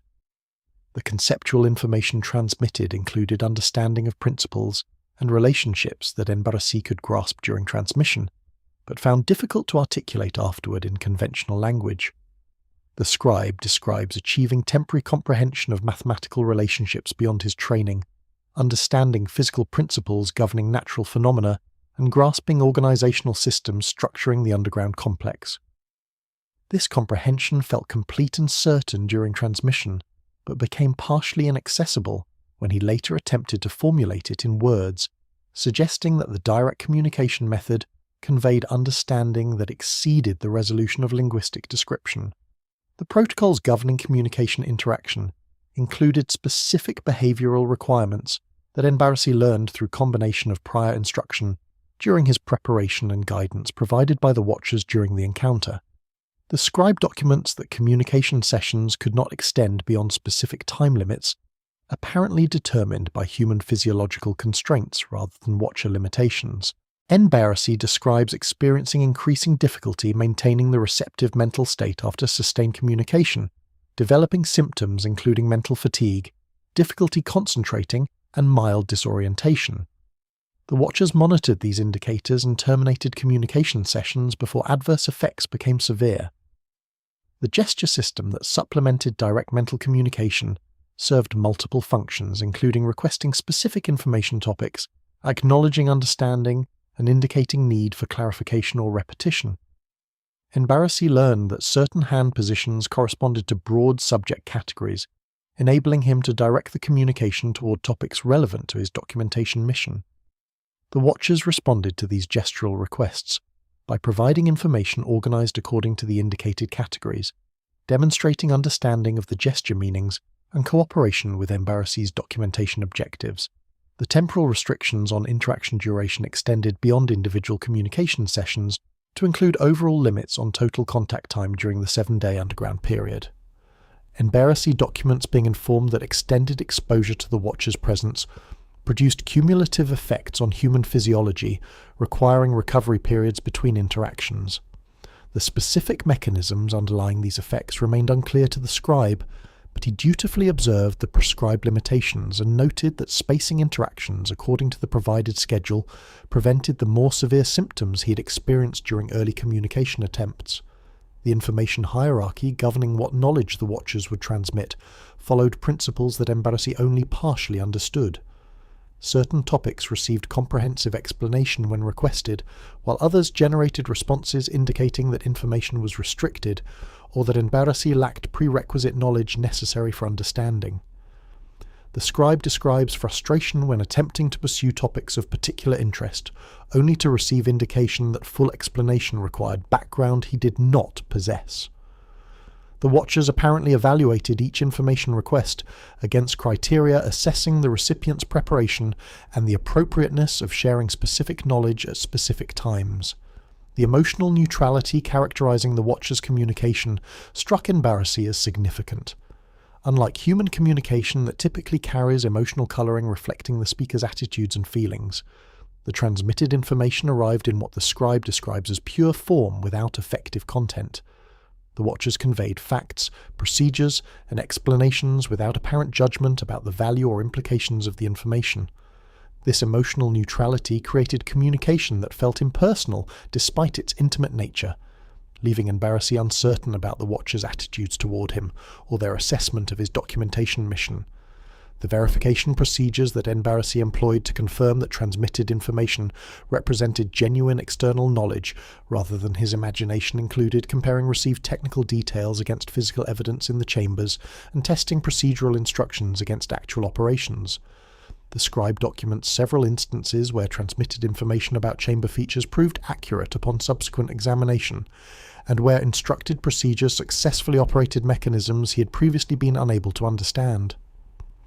These confirmations established for En-bara-si that the communication represented genuine information transfer rather than internally generated fantasy. During his interaction with the Watchers, En-bara-si receives access to what he terms the tablets of times before the flood, historical records documenting civilizations that preceded the catastrophic deluge described throughout Mesopotamian literature. These records, according to the scribe's account, include detailed chronologies, technological achievements, and the circumstances leading to civilizational collapse. The information provided correlates remarkably with archaeological evidence for the Younger Dryas impact event. The transmission of antediluvian historical information occurred through combination of direct mental communication and examination of physical records that the Watchers directed En-bara-si to access within the chamber archives. The scribe describes being shown copper tablets inscribed with historical chronicles spanning time periods that exceeded his cultural framework for conceptualizing history. The chronologies recorded events occurring tens of thousands of years before the Sumerian civilization emerged, documenting societies that achieved technological sophistication comparable to or exceeding that of En-bara-si's own culture before suffering catastrophic destruction. The historical records organize civilizational development into distinct cycles, characterized by gradual advancement, followed by sudden collapse and subsequent rebuilding from reduced technological baselines. En-bara-si documents at least 6 complete cycles preceding his own civilization, each lasting several thousand years and achieving different peak capabilities before encountering catastrophic events that eliminated most technological infrastructure and reduced surviving populations to basic subsistence. The cyclical pattern suggested to the scribe that civilizational collapse represented a recurring phenomenon rather than a unique historical event, raising questions about whether similar catastrophes might threaten his own society. The technological capabilities attributed to antediluvian civilizations included achievements that En-bara-si recognized as exceeding contemporary Sumerian accomplishments. The records described agricultural systems producing yields surpassing current farming productivity, metallurgical techniques creating materials with properties superior to familiar bronze and copper, construction methods enabling structures of scales dwarfing known ziggurats and temples, and astronomical knowledge extending beyond the observations preserved in Mesopotamian archives. The scribe noted particularly references to technologies completely absent from his cultural experience, including methods for capturing lightning, techniques for speaking across great distances, and procedures for preserving human knowledge in crystalline matrices.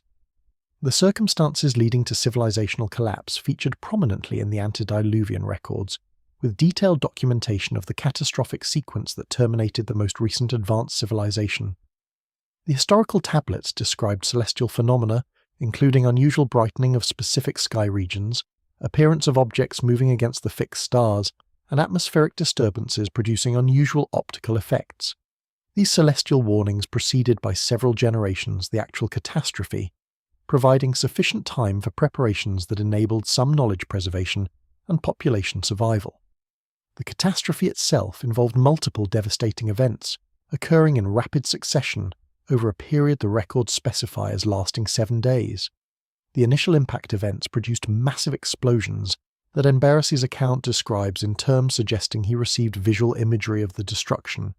The scribe documents seeing transmitted images of objects falling from the sky trailing fire, impacting ground and water surfaces with explosive force, and generating shockwaves that flattened structures across vast areas. The impact effects included immediate incineration of regions surrounding impact sites, atmospheric heating that ignited widespread fires, and seismic disturbances that triggered earthquakes and volcanic eruptions across affected continents. The atmospheric and climatic consequences of the impact events proved even more devastating than the immediate destruction. The records describe how dust and smoke from impacts and subsequent fires obscured solar radiation, reducing surface temperatures and disrupting agricultural cycles. The cooling phase lasted for periods measured in generations rather than years, creating conditions that prevented normal crop cultivation and forced survivors to rely on preserved food stores and adapted survival strategies. The historical tablets documented that civilizational recovery required centuries as surviving populations gradually rebuilt knowledge systems and technological capabilities. The flood component of the catastrophe resulted from multiple mechanisms triggered by the impacts. The records describe how impact energy transferred to ocean water created massive wave systems that inundated coastal regions, how impact generated heat melted ice sheets producing sea level rise, and how atmospheric disruption altered precipitation patterns, causing sustained deluge conditions. En-bara-si's account includes specific measurements for water level rise, inundation extent, and flood duration that closely match geological evidence from the Younger Dryas period. The correlation between the transmitted historical account and modern scientific understanding of the Younger Dryas impact event approximately 12,900 years ago provides striking validation of En-bara-si's documentation. The transmitted information included details about impact locations, seasonal timing, and consequent climate effects that align with contemporary geological and ice core evidence. The scribe could not have fabricated these correlations as the scientific evidence supporting Younger Dryas impact theory was discovered only in recent decades. The survival strategies employed by antediluvian populations facing certain catastrophe included the knowledge preservation systems that resulted in the underground repository complex En-bara-si was exploring. The historical records detailed how previous civilizations, recognizing the cyclical nature of catastrophic events, established systematic programs for preserving essential knowledge through crisis periods that would destroy surface infrastructure. These programs involved not only physical storage of information and artifacts, but also training of human knowledge carriers who could maintain and transmit critical capabilities even when physical archives became inaccessible. The Watcher's role in facilitating knowledge preservation and transmission emerged clearly from the historical documentation. These beings, according to the antediluvian records, represented continuity elements that persisted across multiple civilizational cycles, maintaining underground facilities and ensuring that accumulated knowledge would survive to assist subsequent recovery. The Watcher's longevity far exceeded human lifespans, enabling them to serve as living archives, preserving information across the centuries required for civilizational rebuilding. Their interaction protocols with emerging post-catastrophe civilizations followed established patterns designed to provide essential assistance without creating dependency that would prevent human societies from developing independent capabilities. The purpose of En-bara-si's documentation mission within the broader historical pattern became apparent through this transmitted information. The Watchers indicated that his civilization showed signs suggesting possible approach of conditions that could trigger another catastrophic cycle. The knowledge preservation protocols required periodic verification of archive integrity and updating of stored information to incorporate current civilizational achievements. En-bara-si's descent served these functions while also creating documentary records that would assist future knowledge preservation efforts if catastrophe again reduced human civilization to survival conditions. The emotional impact of this historical information on En-bara-si emerges through subtle elements in his documentation. The scribe's usual matter-of-fact descriptive style occasionally breaks to express wonder at the vast temporal spans involved, concern about potential future catastrophes, and humility recognizing his civilization's position within a recurring pattern spanning tens of millennia. These reactions humanize En-bara-si's account while demonstrating that he understood the profound implications of the information he received. The sixth day leads En-bara-si to a massive chamber that he describes as the place where the Sky Lords ascended to their appointed stations. The architectural specifications for this space indicate dimensions far exceeding any known Sumerian construction: 300 cubits in length, 200 cubits wide, with a domed ceiling rising 100 cubits. The chamber contains what the scribe describes as mounting platforms, departure markers, and directional indicators oriented towards specific stellar coordinates. The approach to this departure chamber required En-bara-si to navigate the most extensively secured passage yet encountered, incorporating multiple authentication checkpoints that verified his authorization to access what clearly represented the most restricted area of the entire underground complex. The security measures extended beyond mechanical locks to include what the scribe describes as testing chambers, where he faced challenges apparently designed to verify his preparation and understanding of knowledge transmitted during previous days. The nature of these tests suggests that access to the departure chamber required demonstrated comprehension of fundamental principles rather than simple possession of physical keys. The departure chamber's dimensions created an interior space of extraordinary volume, approximately 600,000 cubic meters, representing an excavation scale that challenges understanding of ancient construction capabilities.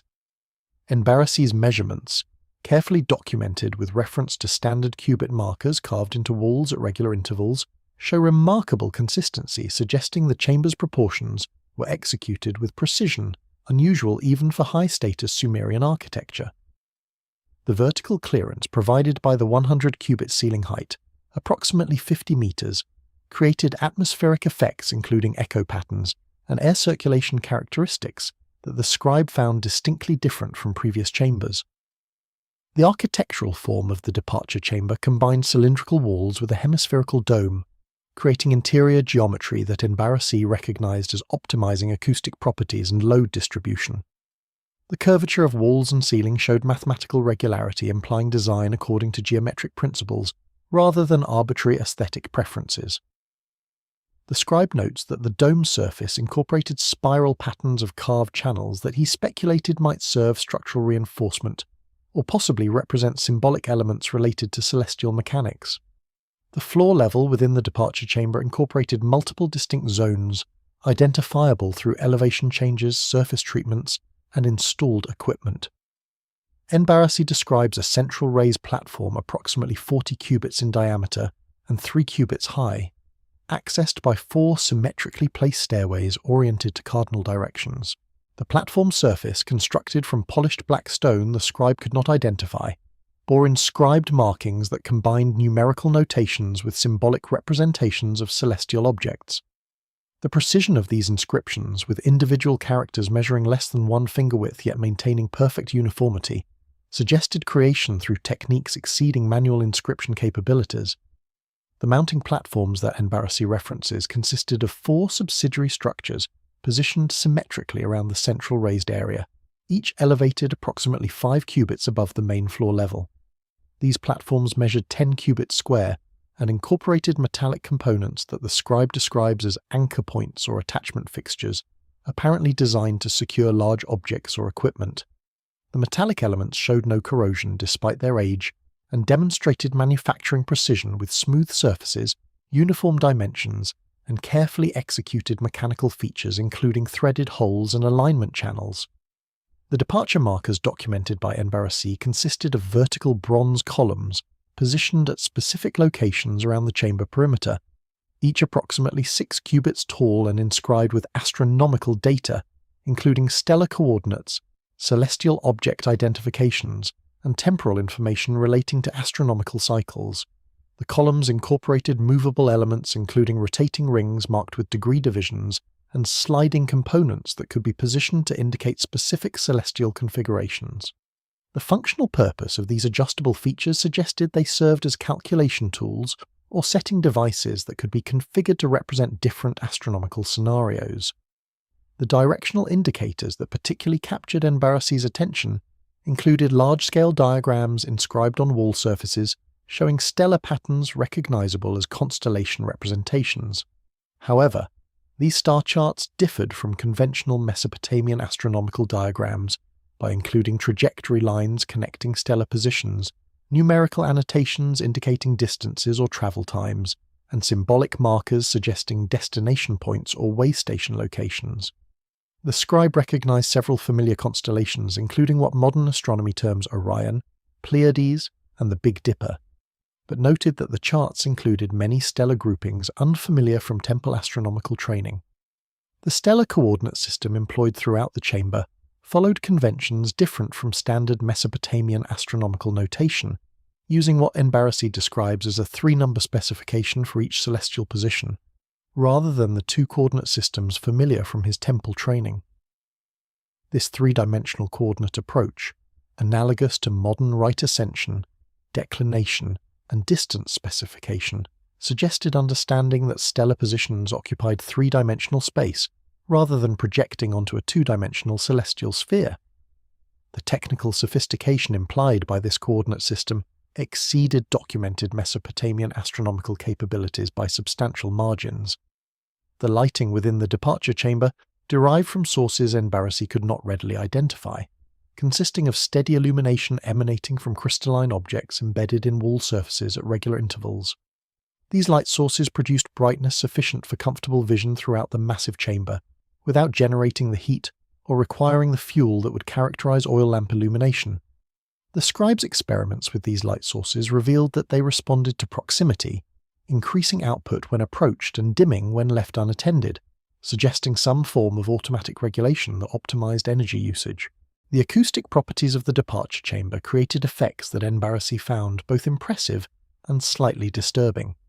Sounds generated at the central platform carried clearly to all chamber locations despite the large distances involved, while normal conversation remained localized without the reverberation typical of large enclosed spaces. The scribe speculated that wall surface treatments and geometric proportions were deliberately designed to create these acoustic characteristics, though the engineering principles required exceeded his technical understanding. The atmospheric conditions maintained in the departure chamber differed subtly from previous underground spaces, with air quality that En-bara-si describes as exceptionally pure and temperature regulation that maintained conditions several degrees cooler than ambient. The environmental control precision suggested sophisticated climate management systems, though the scribe could not identify specific mechanisms generating these effects. The air circulation, while imperceptible as wind or draft, maintained consistent freshness indicating continuous ventilation, despite the chamber's depth and isolation from surface atmosphere. Within the departure chamber, En-bara-si documents equipment designed for celestial navigation and astronomical calculation. His descriptions include large-scale mechanical models of the solar system, calculating devices for predicting planetary positions, and what appear to be star charts marked with courses extending beyond known celestial boundaries. The precision of these instruments and the mathematical principles they embody demonstrate knowledge of orbital mechanics and celestial movements. The solar system model that dominated the departure chamber's central platform represented the most sophisticated astronomical device En-bara-si encountered during his entire underground exploration. The model measured approximately 15 cubits in diameter and consisted of multiple concentric bronze rings mounted on a complex mechanical framework that allowed independent rotation of each ring. The innermost component represented the sun, crafted from gold-plated bronze and positioned at the exact center of the mechanism. Surrounding this central sun, 7 orbital rings represented the celestial bodies known to Mesopotamian astronomy: Moon, Mercury, Venus, Mars, Jupiter, Saturn, and Earth itself. The scribe notes with evident wonder that the model portrayed Earth as one planet among several orbiting the Sun, contradicting the conventional Mesopotamian cosmological view, placing Earth at the universe's centre. This heliocentric representation, not officially proposed in human astronomy until Aristarchus in the 3rd century BC and not widely accepted until Copernicus in the 16th century AD, suggests that whoever constructed this model possessed understanding of solar system structure that preceded documented human achievement by over 3 millennia. The mechanical implementation of the solar system model incorporated gear trains that maintained proper relative speeds for planetary orbital motions.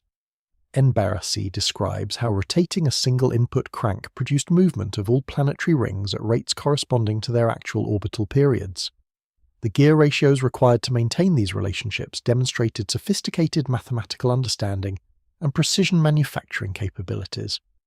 The scribe documents testing the mechanism by making one complete rotation of the input crank and observing how each planetary ring advanced by specific fractional amounts corresponding to the relationships between planetary years and terrestrial years. The planetary markers moving along the orbital rings consisted of carefully crafted bronze spheres, scaled according to relative planetary sizes, suspended on arms that extended from the rotating rings. These planetary models included surface details suggesting knowledge of planetary characteristics beyond what simple visual observation from Earth would reveal. The Venus model showed phase markings indicating understanding that Venus displays moon-like phases when observed through telescopic enhancement, a discovery officially credited to Galileo in the early 17th century. The Mars model incorporated reddish coloration and surface markings, suggesting awareness of Martian appearance details. The Jupiter model included 4 small subsidiary spheres representing the Galilean moons, celestial bodies not officially discovered until 1610. The calculating devices positioned around the solar system model provided tools for determining planetary positions for any arbitrary date according to astronomical calendar systems. En-bara-si describes mechanisms incorporating multiple rotating dials marked with numerical scales, movable pointers that could be set to indicate specific dates, and reference tables inscribed on metal plates that provided correction factors for various astronomical calculations.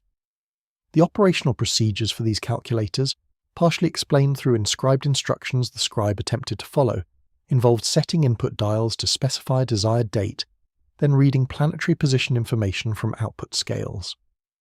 The scribe's experimental operation of these devices produced results he could verify against known planetary positions for his contemporary period, confirming that the mechanisms functioned as designed despite their age. The star charts displayed on chamber walls extended far beyond the celestial region, visible from Mesopotamian latitudes, including stellar patterns characteristic of southern hemisphere skies that would not be systematically observed by human astronomers until European voyages to southern latitudes in later centuries. En-bara-si documents constellation patterns he had never seen in temple astronomical training, accompanied by annotations providing names, stellar coordinates, and navigational significance. The inclusion of Southern Hemisphere stellar data indicated that whoever created these charts possessed observational access to worldwide celestial coverage, implying either extensive travel programs or coordinated astronomical observations from globally distributed locations. The courses marked on these star charts traced routes connecting stellar waypoints in sequences suggesting navigation paths through 3-dimensional space, rather than simple 2-dimensional celestial projections. En-bara-si describes lines connecting stars in progressively distant locations, annotated with numerical values he interpreted as representing travel times or distances. Some route segments included side markings apparently indicating hazards, resources, or points of interest along the paths. The concept of interstellar navigation implicit in these charts suggested capabilities for travel beyond Earth's immediate vicinity, raising profound questions about the technological sophistication and cosmic perspective of those who created the departure chamber's astronomical systems. The mathematical precision evident throughout the astronomical equipment exceeded documented ancient capabilities in multiple respects. The gear teeth in calculating mechanisms showed uniform profiles and consistent spacing requiring manufacturing tolerances measured in fractions of a millimeter. The angular measurements inscribed on rotating dials achieved precision approaching modern astronomical instruments. The numerical calculations embedded in correction tables demonstrated understanding of orbital perturbations, gravitational interactions, and relativistic effects that would not be formally described until modern astrophysics. The astronomical knowledge systems preserved in the departure chamber included documentation of celestial phenomena occurring at timescales exceeding individual human lifespans. En-bara-si describes finding records of long-period comets with orbital cycles measured in centuries, stellar position changes resulting from precession effects detectable only through observations spanning multiple generations, and planetary conjunction patterns repeating at intervals exceeding 1,000 years. The accumulation of such long-term astronomical data required institutional continuity, maintaining observational programs across time spans far exceeding individual astronomer careers. The integration of astronomical knowledge with departure chamber design suggested that the facility served functions beyond simple academic astronomy. The directional orientation of major architectural features aligned with specific stellar coordinates marked on wall charts. The dimensions of the central platform incorporated mathematical relationships corresponding to orbital period ratios. The positioning of subsidiary platforms matched projected positions for celestial objects at specific dates according to the solar system model. This architectural encoding of astronomical information suggested that the chamber's design itself functioned as a permanent reference, preserving key celestial knowledge even if portable instruments were lost or damaged. En-bara-si's emotional response to the astronomical equipment emerges through his detailed documentation of attempts to understand and operate the devices. The scribe's systematic experimentation with mechanical calculators, careful copying of instructional texts despite incomplete comprehension, and persistent efforts to grasp the significance of unfamiliar astronomical concepts demonstrate intellectual courage confronting knowledge systems far exceeding his educational preparation.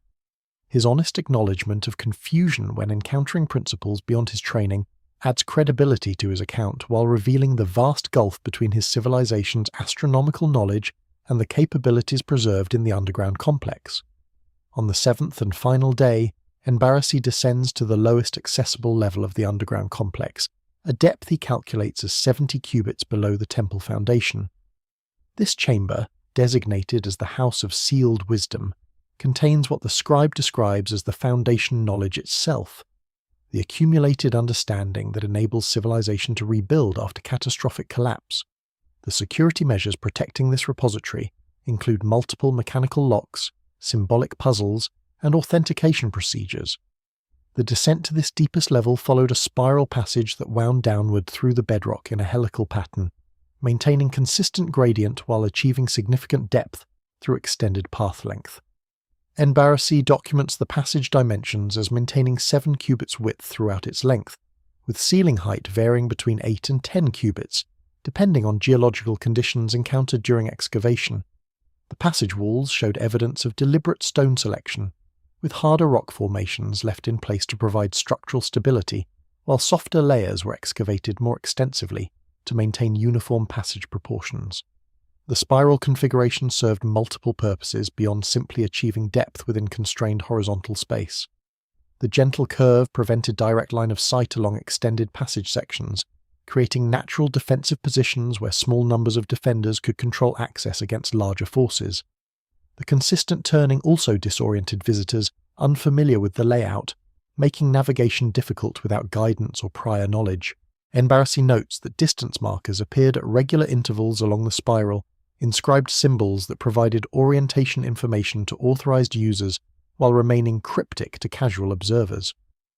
The security checkpoints positioned at intervals along the descent passage incorporated progressively more sophisticated authentication requirements. The first checkpoint, encountered after approximately 20 cubits of descent, employed a mechanical lock requiring a bronze key of specific design. En-bara-si documents that this key had been entrusted to him during his preparation period, along with instructions for its use and warnings about consequences of improper operation. The lock mechanism incorporated features preventing forced opening, with the scribe noting that attempting to bypass the lock without the proper key would trigger blocking mechanisms that would seal the passage permanently. The second checkpoint introduced symbolic puzzle elements requiring knowledge of specific astronomical relationships to solve. En-bara-si describes a bronze panel inscribed with planetary symbols that could be rotated to different configurations. The correct solution, which the scribe had learned during his instruction period, required positioning the planetary symbols according to their relative positions during a historically significant conjunction that had occurred centuries earlier. The specific astronomical event referenced in the puzzle would be known only to individuals trained in temple astronomical traditions, effectively restricting access to authorized priesthood members. The third and deepest checkpoint combined mechanical, symbolic, and procedural elements into an integrated authentication system. The passage terminated at a massive stone door measuring 4 cubits wide and 6 cubits high, constructed from a single carved block that pivoted on bronze pins set into the surrounding rock. The door surface bore elaborate inscriptions combining cuneiform text, symbolic imagery, and geometric patterns. En-bara-si documents that opening this final barrier required simultaneous execution of multiple procedures, including recitation of specific verbal formulas, manipulation of hidden mechanical controls, and performance of ritual gestures in precise sequence. The chamber beyond this final door represented the culmination of the entire underground complex, incorporating all the preservation, security, and knowledge encoding principles observed in previous levels while adding additional sophistication appropriate to its status as the ultimate repository. The chamber dimensions, carefully measured by En-bara-si as 80 cubits in length, 60 cubits in width, and 30 cubits in ceiling height, created a volume of approximately 144,000 cubic meters.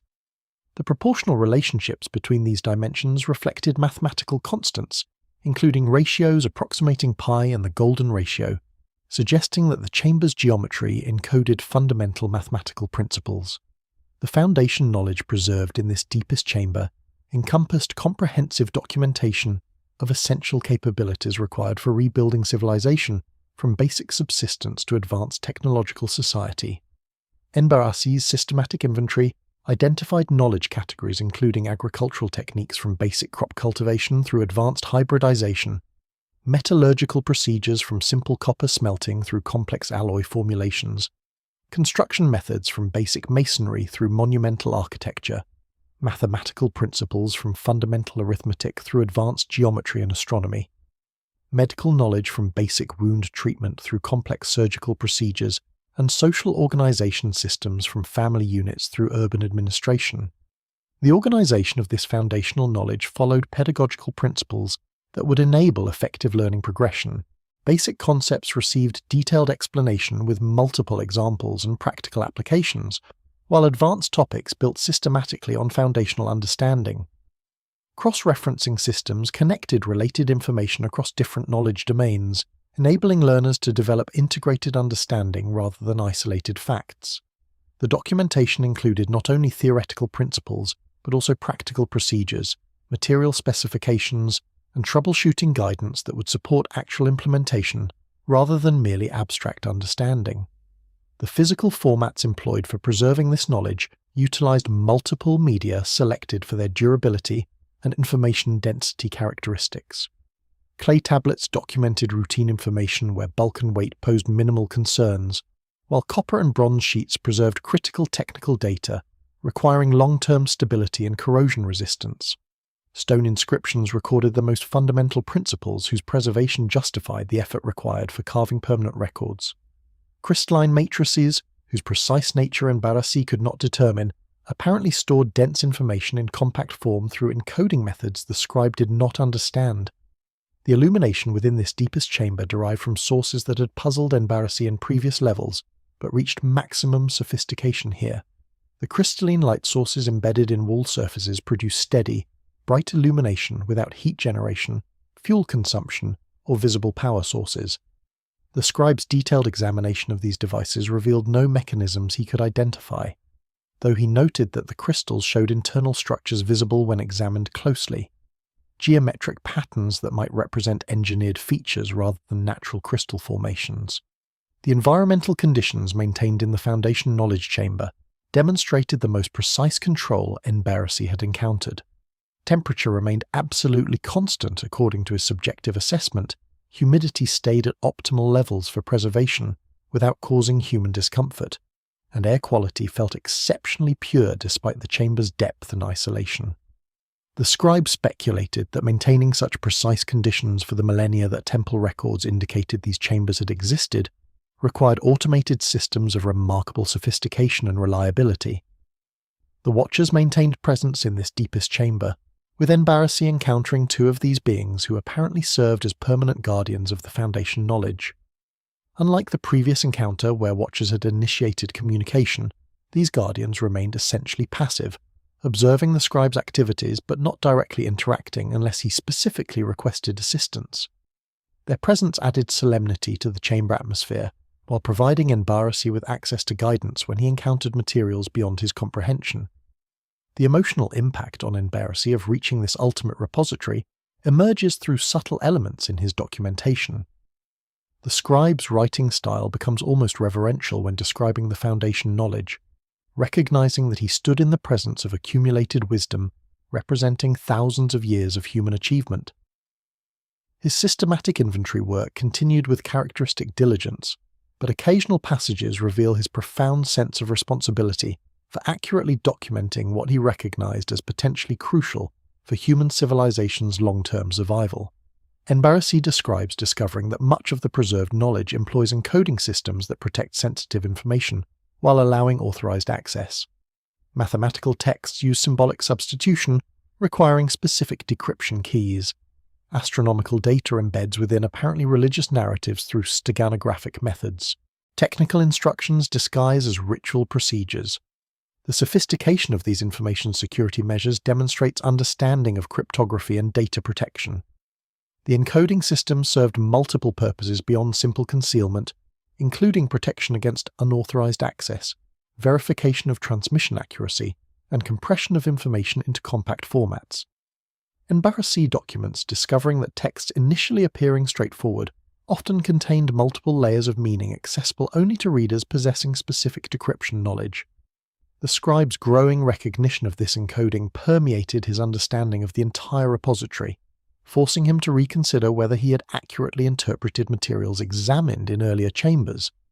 The mathematical encoding systems employed symbolic substitution, where standard cuneiform signs represented not their normal phonetic or semantic values, but instead served as placeholders for mathematical operations or numerical constants. En-bara-si describes a mathematical tablet that appeared on cursory examination to discuss temple offerings and ritual procedures, but upon closer analysis revealed itself as an advanced geometric proof disguised within agricultural terminology. The encoding key, provided to En-bara-si by the Watchers, specified that references to grain measures actually represented geometric areas, mentions of livestock counts indicated angular measurements, and descriptions of ritual timing encoded trigonometric relationships. The astronomical data embedding within religious narratives demonstrated even more sophisticated steganographic techniques. En-bara-si documents finding texts that functioned as conventional religious hymns when read at face value, but contained precise astronomical observations when specific extraction procedures were applied. The encoding methods included acrostic patterns where initial signs of successive lines spelled astronomical terms, numerical gematria where sign values summed to significant astronomical constants, and positional encoding where the spatial arrangement of text blocks on tablets conveyed information independent of the text content itself. The technical instructions disguised as ritual procedures protected sensitive knowledge while ensuring its preservation within religious contexts, where careful copying and transmission would be maintained across generations. En-bara-si describes procedure texts that detailed elaborate temple ceremonies involving specific sequences of actions, particular materials, and precise timing requirements. When decoded using keys the Watchers provided, these ritual descriptions revealed themselves as technical protocols for operating complex equipment, manufacturing advanced materials, or conducting scientific observations. The religious framing ensured these procedures would be preserved and practiced even by individuals who did not understand their technical significance. The encryption keys required for decoding these various information layers existed in multiple forms serving different security requirements. Some keys consisted of simple substitution tables, mapping encoded symbols to their actual meanings, straightforward but requiring secure key transmission between authorized parties.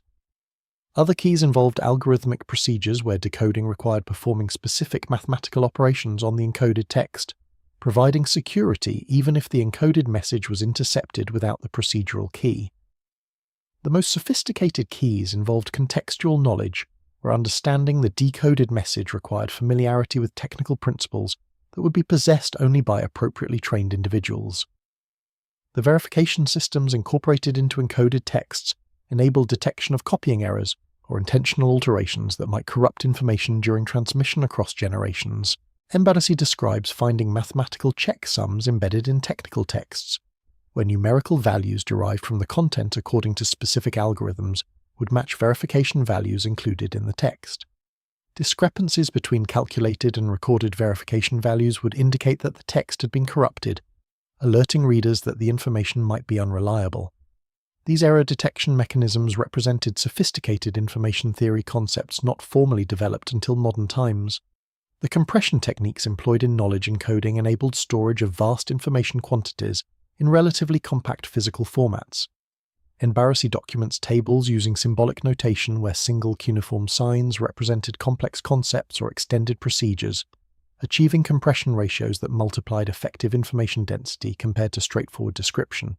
The decompression process required reference materials explaining the symbolic notation, but authorized users with access to these references could extract complete detailed information from compact encoded forms. The multi-level encoding systems layered multiple protection and compression techniques to achieve maximum security and efficiency. En-bara-si describes texts that employed symbolic substitution at the surface level, embedded steganographic information in structural elements, incorporated verification checksums, and compressed detailed information through specialized notation systems. These multiply encoded texts appear to casual examination as conventional religious or administrative documents while actually containing dense technical information accessible only through systematic application of multiple decoding procedures. The practical applications of these encoding systems extended beyond simple knowledge preservation to include secure communication between temple centers and covert transmission of sensitive information through potentially hostile territories. En-bara-si documents finding correspondence between temple sites that appeared as routine administrative communications, but actually conveyed strategic information, technical updates, or coordination instructions when properly decoded. The existence of these secure communication capabilities suggested that temple networks maintained information sharing and operational coordination while protecting sensitive knowledge from external observation. The training requirements for mastering these encoding systems demanded extended instruction covering mathematical principles, linguistic analysis, cryptographic procedures, and technical knowledge domains. En-bara-si notes that his preparation period had included preliminary instruction in these areas, but achieving full competence would require years of study. The Watchers emphasized to him that complete encoding knowledge had been restricted to senior priesthood members who underwent extensive vetting before receiving access to decryption keys and training materials. The cultural persistence of these encoding traditions became apparent to En-bara-si through discovering that some techniques described in the ancient chambers remained in active use within contemporary Sumerian temple practices. Ritual procedures whose technical origins had been forgotten continued to be performed with careful attention to detail that preserved their encoded information even though practitioners no longer understood their true significance. This unconscious preservation demonstrated the effectiveness of embedding knowledge within religious and cultural practices that would be maintained across generations regardless of whether their technical meaning remained understood. The ethical dimensions of knowledge encoding received attention in texts addressing who should have access to specific information and under what circumstances. En-bara-si documents guidelines specifying that certain technical capabilities should be restricted to prevent misuse, that access to powerful knowledge required demonstrated wisdom and ethical preparation, and that preservation strategies needed to balance information protection against risk of knowledge loss if access restrictions proved too stringent. These ethical considerations demonstrated that ancient knowledge preservers grappled with information security dilemmas similar to modern debates about sensitive technology access. The final sections of En-bara-si's seventh-day account document detailed instructions he receives regarding ongoing maintenance of the underground complex. These protocols specify procedures for operating preservation systems, calibrating astronomical instruments, and maintaining communication equipment. The technical complexity of these maintenance requirements demands specialized training that would be transmitted through hereditary priesthoods across multiple generations. The maintenance protocols provided to En-bara-si encompassed both routine procedures to be performed at regular intervals and corrective procedures for addressing specific problems that might arise. The routine maintenance schedule followed astronomical calendar coordination, with specific tasks assigned to particular lunar months, seasonal transitions, or stellar configurations. This astronomical timing ensured that maintenance activities occurred at optimal intervals, while also requiring that future maintenance personnel maintain astronomical knowledge necessary for proper scheduling. The preservation system maintenance included procedures for monitoring and replenishing chemical compounds that protected stored materials from decay. En-bara-si documents instructions for preparing desiccant materials that absorbed moisture from storage atmospheres, for mixing protective coatings that sealed sensitive surfaces against oxidation, and for testing atmospheric composition to ensure that oxygen and humidity levels remained within specified ranges. The chemical procedures involved measured quantities of specific minerals and organic compounds, grinding and mixing operations requiring defined durations and temperatures, and quality verification tests that confirmed proper preparation. The astronomical instrument calibration protocols demanded both technical precision and astronomical knowledge. En-bara-si describes procedures for verifying that mechanical calculators produced accurate predictions by comparing their outputs against observed celestial positions, for adjusting gear ratios if accumulated wear introduced errors, and for cleaning and lubricating moving parts using specified materials that would not degrade brass components or introduce contamination. The calibration procedures included reference measurements using fixed stars, whose positions could be assumed constant over human timescales, enabling detection of instrumental drift through comparison with established values. The communication equipment maintenance presented the most technically challenging procedures that En-bara-si received. The scribe documents instructions for operating devices he describes as speaking stones and seeing crystals, equipment apparently designed for transmitting information across distances. The maintenance procedures included cleaning crystalline components using specific chemical solutions, verifying alignment of reflective surfaces according to geometric specifications, and testing operational capability through prescribed connection attempts with distant stations. The technical sophistication of these communication systems exceeded anything in En-bara-si's experience, though the maintenance instructions provided sufficient detail that trained personnel could maintain the equipment without fully understanding its operational principles. The ventilation system maintenance required periodic inspection of air channels, removal of accumulated debris, and verification that passive convection mechanisms continued functioning properly. En-bara-si describes procedures for accessing hidden ventilation shafts through removable wall panels, for clearing blockages without damaging channel surfaces, and for testing airflow using smoke or feather observations. The maintenance instructions emphasized that ventilation system integrity was critical for preserving both stored materials and human safety during underground visits. The lighting system maintenance involved periodic replacement or recharging of the crystalline illumination sources. En-bara-si documents procedures that appeared to involve exposing depleted crystals to sunlight at the surface for extended periods, a process he describes as feeding the stones with sunfire. The recharging procedure required specific exposure durations calibrated to crystal size and depletion state, suggesting that the light-emitting crystals stored energy absorbed from solar radiation. The mechanical security system maintenance ensured that locks, doors, and protective mechanisms remained operational across extended periods. En-bara-si describes lubrication procedures for bronze pins and hinges using specific oil formulations, testing sequences for verifying that lock mechanisms functioned correctly, and replacement procedures for worn components using spare parts stored within the complex. The maintenance instructions included detailed drawings showing component relationships and assembly sequences, enabling trained maintainers to perform repairs without requiring original manufacturing capabilities. The record-keeping requirements associated with maintenance activities demanded systematic documentation of all procedures performed, problems encountered, and corrective actions taken. En-bara-si documents that maintenance logs should be inscribed on clay tablets and stored in designated archive locations where they would be accessible to future maintenance personnel. These logs would enable tracking of long-term degradation patterns, identification of recurring problems, and refinement of maintenance procedures based on accumulated experience. The training program specifications outlined how maintenance knowledge would be transmitted across generations through hereditary priesthood positions. En-bara-si describes apprenticeship systems where senior priests would train junior members through combination of theoretical instruction, practical demonstration, and supervised performance until competence was verified. The training progression included initial instruction in basic principles, gradual exposure to more complex procedures, and eventual independent performance under periodic senior oversight. The hereditary aspect ensured that maintenance knowledge would be preserved within families having demonstrated reliability and technical aptitude. The contingency procedures addressed situations where routine maintenance proved insufficient to resolve problems, or where catastrophic failures threatened repository integrity.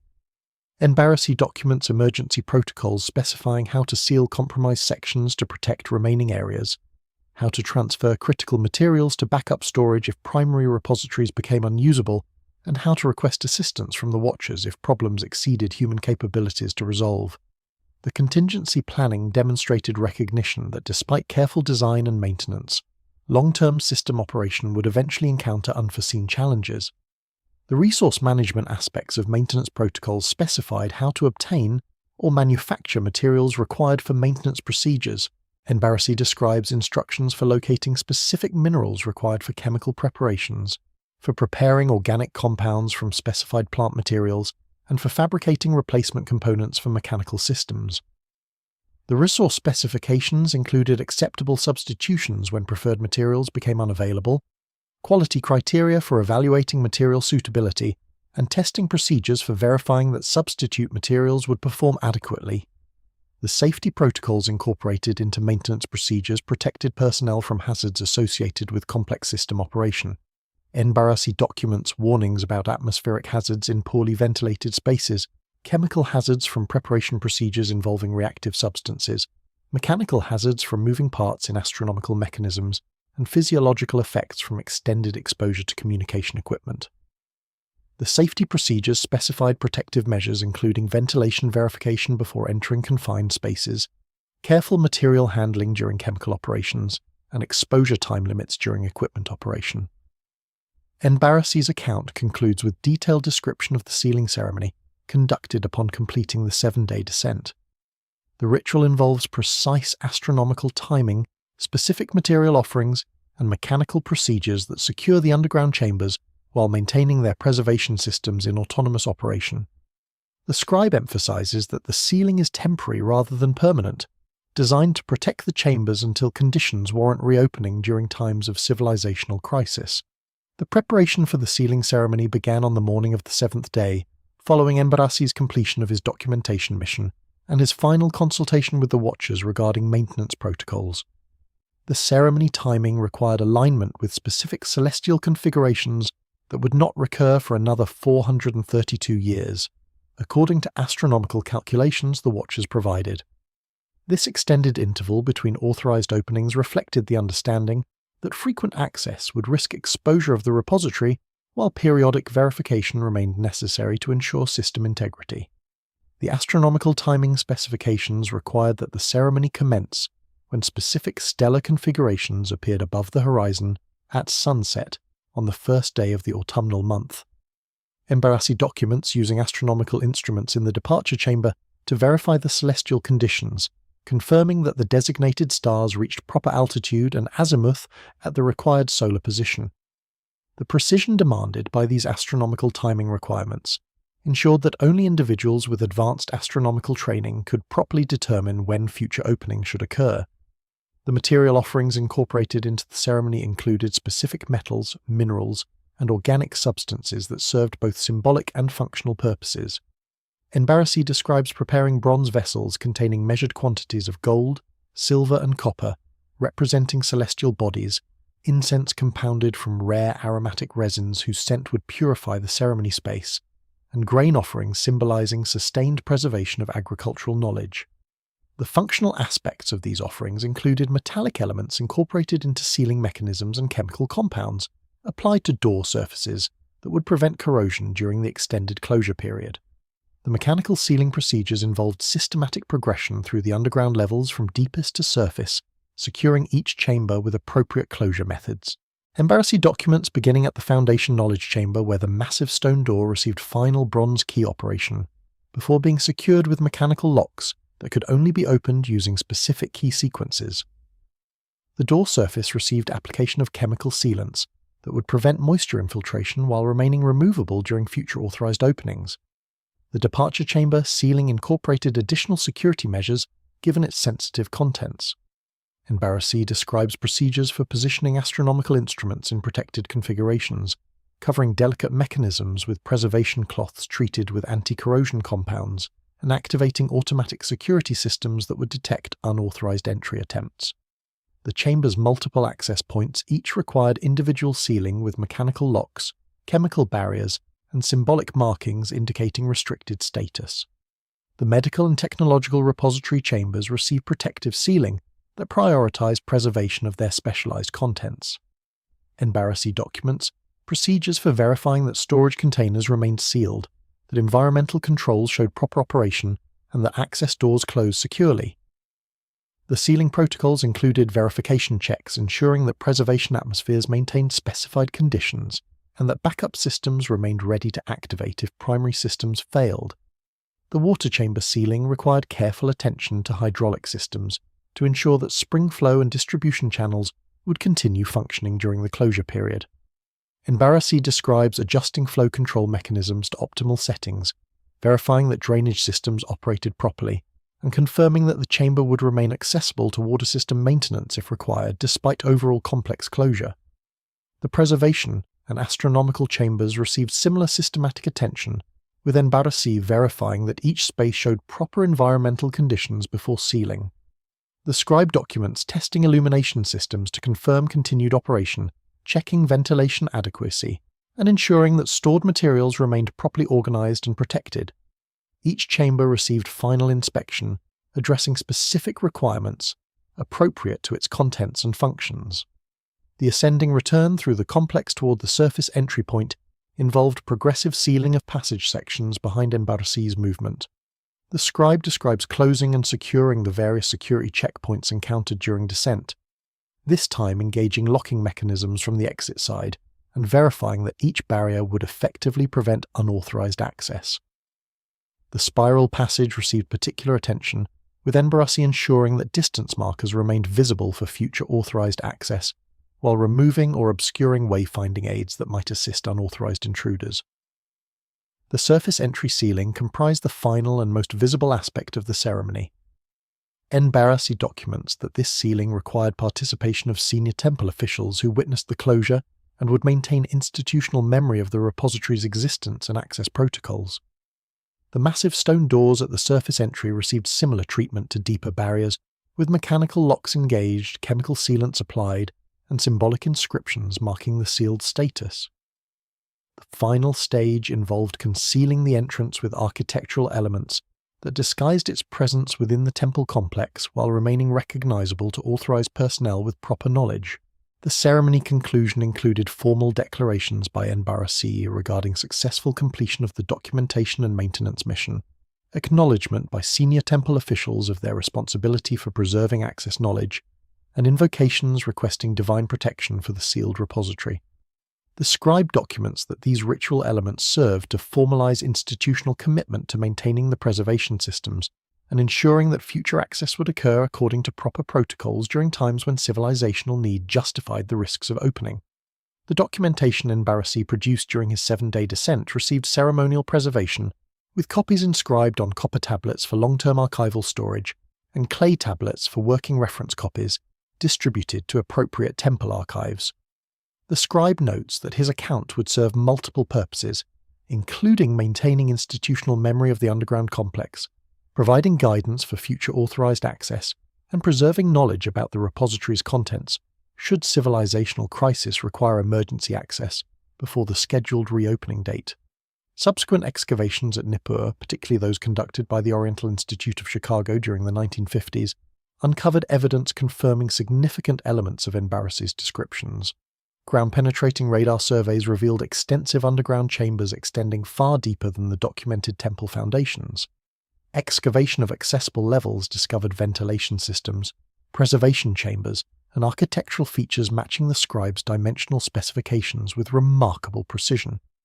The Oriental Institute expedition, directed by Donald McCown and Richard Haynes, employed newly developed archaeological techniques including systematic stratigraphic excavation, comprehensive photographic documentation, and preliminary ground-penetrating radar surveys that revealed subsurface anomalies suggesting extensive underground structures.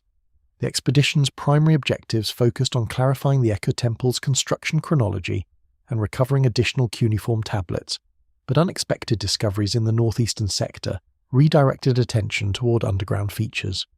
The initial discovery of underground chambers occurred during excavation of foundation trenches in grid square TA-12, designated in the expedition's mapping system. Workers encountered void spaces beneath apparently solid temple platform levels, with careful excavation revealing a passage entrance that had been deliberately concealed beneath later construction phases. The passage dimensions, measuring approximately 3.5 meters wide, matched closely with En-bara-si's specification of 7 cubits, when adjusted for the slightly shorter cubit standard used during the Ur-3 period. The passage construction demonstrated sophisticated engineering with limestone blocks fitted to tolerances measured in millimeters, creating joints so precise that probe blades could not be inserted between adjacent blocks. The fitting precision matched En-bara-si's description of mortarless construction and confirmed that ancient builders possessed capabilities exceeding typical assumptions about Sumerian technical achievements. The block surfaces showed tool marks indicating use of bronze implements, with cutting edges maintaining consistent geometry across extended working periods. The ventilation systems discovered within accessible underground sections operated according to principles matching En-bara-si's descriptions of passive air circulation maintaining stable atmospheric conditions. The expedition documented air shafts extending upward from underground chambers through the temple platform, with shaft configurations creating natural convection that drew fresh air downward while allowing stale air to exit through separate channels. The ventilation design incorporated baffles that prevented direct airflow while enabling gradual air exchange, maintaining underground atmospheric quality without producing noticeable drafts. The preservation chambers excavated at accessible levels contained storage facilities matching the scribes' accounts of specialized environmental controls. The expedition discovered sealed rooms with desiccant systems that maintained extremely low humidity, temperature-controlled spaces benefiting from thermal mass effects of surrounding bedrock, and compartmentalized storage areas segregating materials with different preservation requirements. Chemical analysis of residues found in storage containers revealed compounds including cedar oil, frankincense resin, and mineral salts that matched preservation materials described in En-bara-si's maintenance protocols. The architectural features documented by the Oriental Institute expedition included mechanical door systems, security barriers, and passage configurations corresponding to En-bara-si's descriptions. Bronze door hinges and lock mechanisms discovered in situ demonstrated manufacturing precision and mechanical sophistication exceeding typical Mesopotamian metalwork. The security features incorporated progressive authentication requirements, with simple mechanical locks at upper levels and increasingly complex barrier systems at deeper accessible chambers. The dimensional measurements recorded by the expedition for excavated chambers showed remarkable correspondence with En-bara-si's specifications when accounting for cubit length variations. A major chamber designated as Room Complex 4 by the expedition measured 29.8 meters long and 19.6 meters wide, corresponding closely to En-bara-si's description of 60 cubits by 40 cubits, using the Ur-3 cubit standard of approximately 49.6 centimeters. The ceiling height measurements, where accessible sections allowed verification, similarly matched the scribes' documented values. The ground-penetrating radar surveys conducted during the later phases of the Oriental Institute expedition revealed subsurface features extending far deeper than safely accessible excavation allowed. The radar data showed chamber structures at depths approaching 35 meters below the temple surface, corresponding to En-bara-si's reference to maximum depths of 70 cubits. The radar signatures indicated void spaces with regular geometric forms inconsistent with natural geological features, supporting interpretation as constructed chambers rather than natural cavities. The expedition documentation included detailed photographic records showing architectural features, construction techniques, and discovered artifacts that provide visual verification of En-bara-si's textual descriptions. Photographs of passage walls showing carved distance markers, ventilation shaft openings, and drainage channels match specific elements mentioned in the scribe's account. Images of bronze mechanical components, including gear mechanisms and locking systems, confirmed that sophisticated metalwork described in the tablets represented actual archaeological material rather than imaginative speculation. The artifact assemblages recovered from accessible underground levels included items corresponding to categories documented in En-bara-si's inventory. Bronze instruments with precision graduations, crystalline objects showing optical properties, sealed containers holding preserved organic materials, and copper tablets inscribed with astronomical data all appeared among expedition findings. The artifact catalogue compiled by the Oriental Institute included detailed measurements, material analyses, and functional assessments that confirmed the sophisticated nature of materials the ancient scribe had encountered. The ceramic analysis of pottery fragments found in underground contexts provided chronological confirmation, placing the chamber's active use during the Earth III period, when En-bara-si served at Nippur. The pottery types matched assemblages known from that era, with manufacturing techniques and decorative styles consistent with early 2nd millennium BC production. The chronological concordance between ceramic evidence and the dates indicated in En-bara-si's tablets strengthened the case for the scribe's account representing genuine historical documentation. The metallurgical analysis of bronze artifacts recovered from underground chambers revealed alloy compositions and manufacturing techniques that demonstrated advanced capabilities. The bronze samples showed carefully controlled tin content optimized for specific applications, with cutting instruments employing higher tin ratios for hardness, while structural components used lower tin content for enhanced toughness. The manufacturing evidence included indications of sophisticated casting techniques, precision machining, and surface treatments that exceeded typical Mesopotamian metalwork standards. The geological assessment of underground chamber locations demonstrated deliberate site selection, based on bedrock characteristics favorable for excavation and long-term stability. The chambers occupied zones where limestone formations provided adequate structural strength while remaining workable with bronze tools. The natural hydrological conditions included perched water tables that supplied the spring documented in En-bara-si's water chamber description, while avoiding saturated zones that would have complicated excavation and created persistent moisture problems.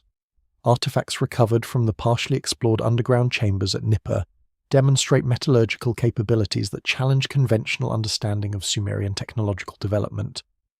Bronze implements show alloy compositions optimized for specific applications.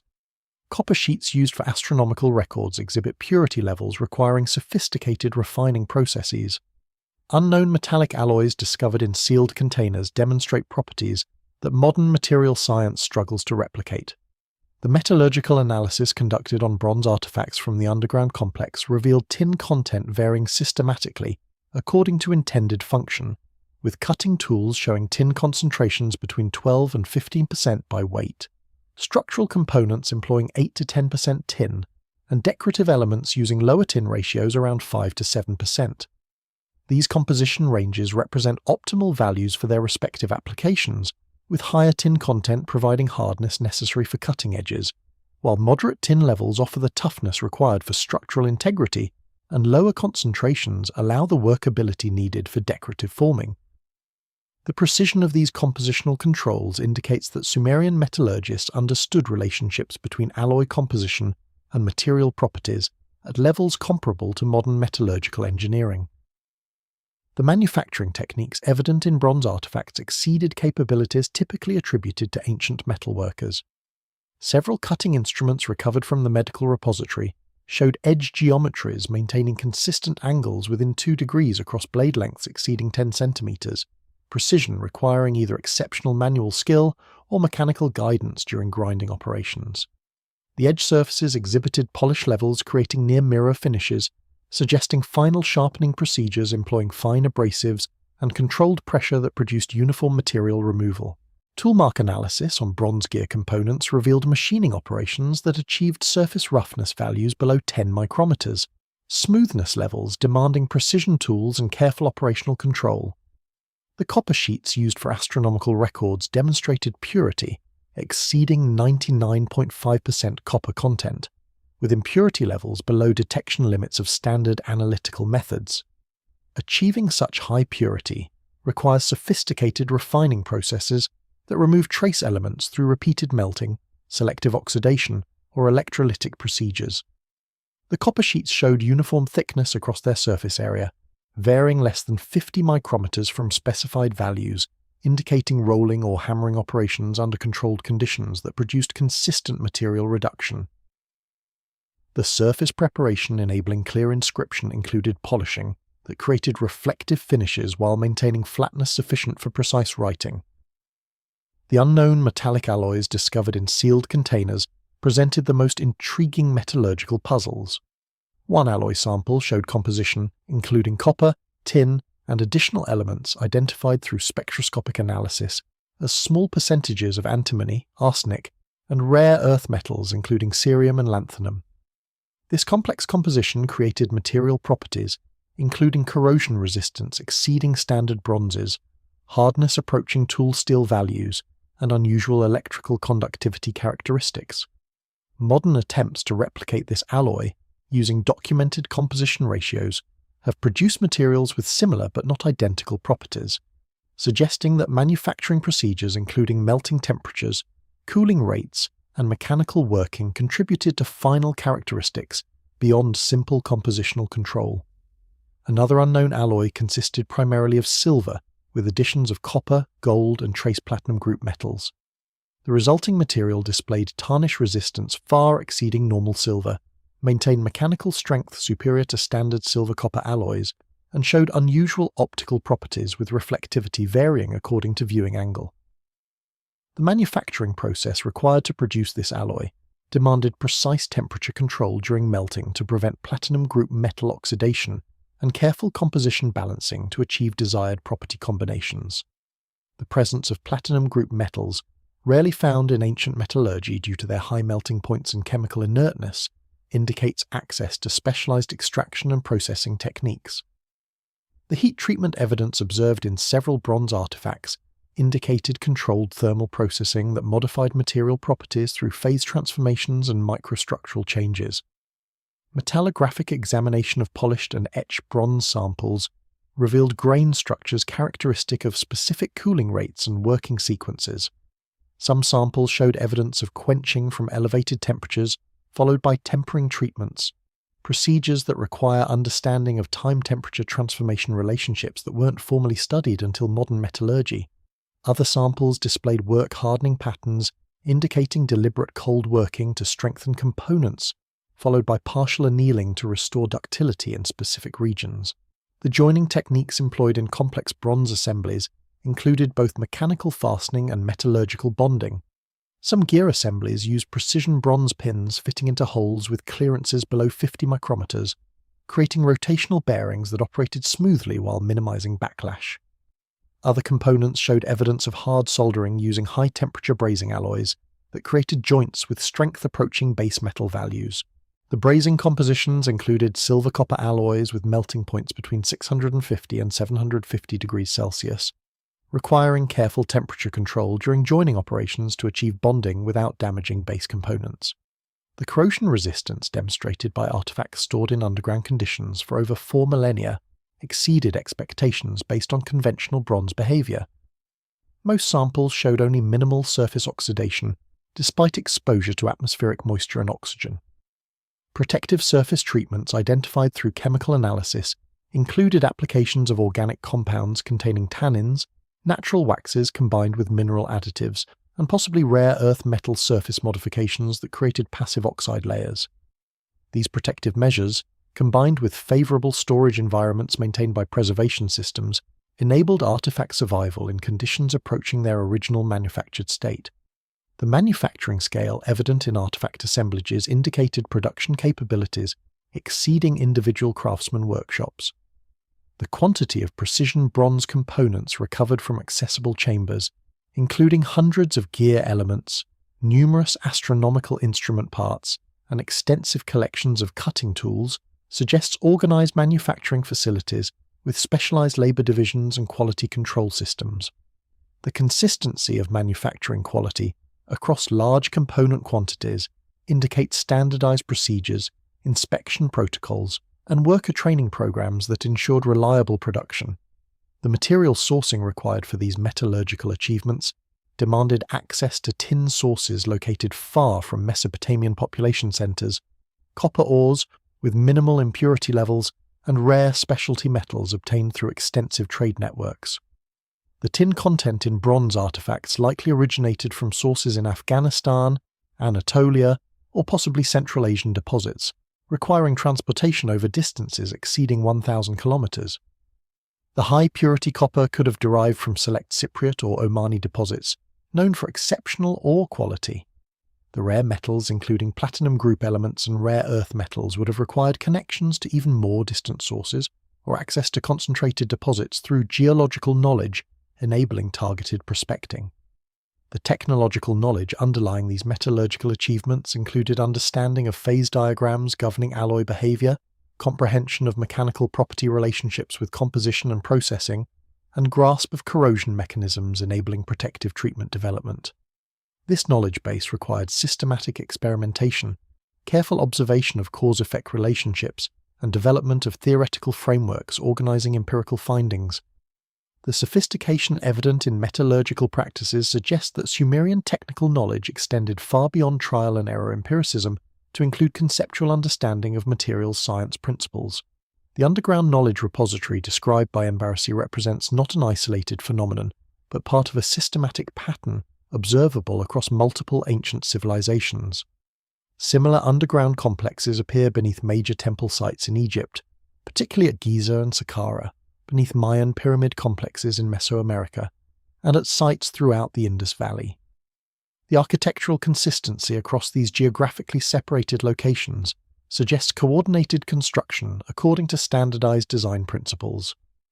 The Egyptian underground complexes documented beneath the Giza Plateau demonstrate architectural features remarkably similar to those En-bara-si described at Nippur. Ground-penetrating radar surveys conducted during the Scan Pyramids project, beginning in 2015, revealed extensive chamber networks extending beneath the pyramid complex with passage dimensions, room configurations, and construction techniques paralleling Mesopotamian examples. The Giza chambers incorporate descending passages maintaining consistent gradients, spiral configurations achieving significant depths, and security checkpoints employing mechanical locks and symbolic authentication systems. The dimensional proportions of major Egyptian underground chambers maintain mathematical relationships including golden ratio and pi-based constants similar to Nippur specifications. The chamber functions evident at Giza mirror those documented in En-bara-si's account, including astronomical observation facilities, preservation repositories for organic and inorganic materials, medical knowledge archives, and technological artifact storage.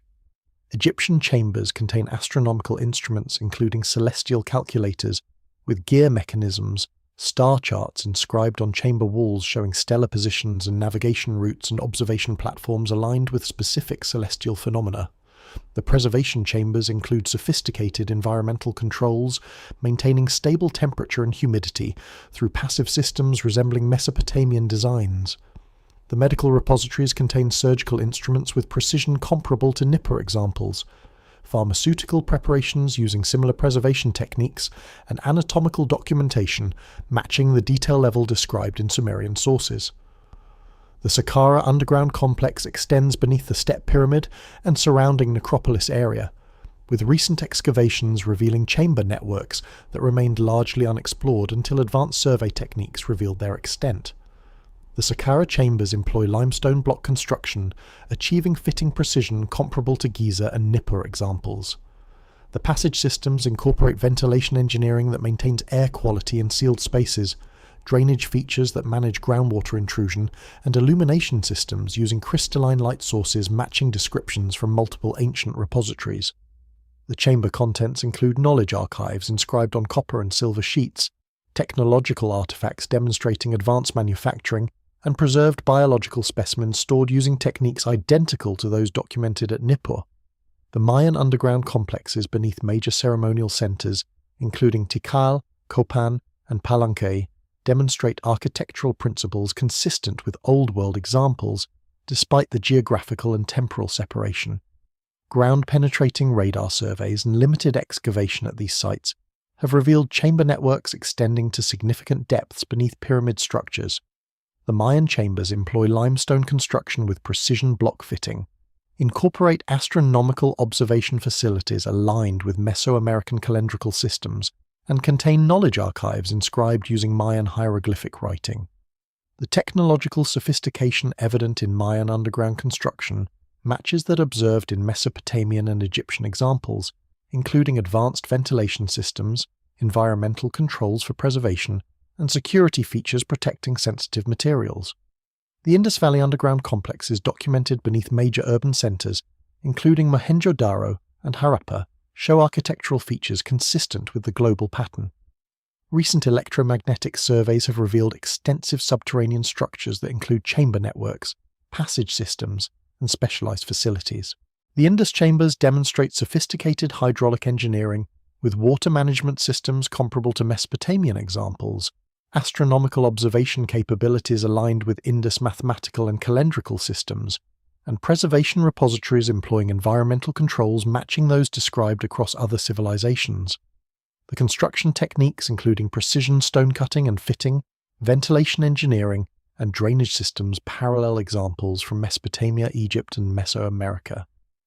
The architectural standardization evident across these geographically dispersed sites suggests common design principles that guided underground complex construction across multiple civilizations. The standardization includes consistent chamber proportions, maintaining specific mathematical relationships, similar passage configurations achieving depth through spiral descents, comparable security systems employing mechanical and symbolic authentication, and parallel functional organization with astronomical, medical, preservation, and technological facilities. This architectural consistency exceeds what independent development would likely produce, suggesting either direct knowledge transfer between civilizations or guidance from common sources providing standardized design specifications. The timing of underground complex construction across different civilizations shows intriguing patterns. The Mesopotamian complexes show evidence of construction during the 3rd and early 2nd millennia BC based on ceramic and architectural analysis. The Egyptian examples demonstrate similar chronology with major construction phases occurring during the Old Kingdom and Middle Kingdom periods. The Indus Valley complexes date to the mature Harappan period between 2600 and 1900 BC. The Mayan examples show later construction dates consistent with classic period ceremonial center development between 200 and 900 AD. Despite these temporal variations, the architectural consistency suggests that construction knowledge persisted across millennia through cultural transmission or preservation of design templates.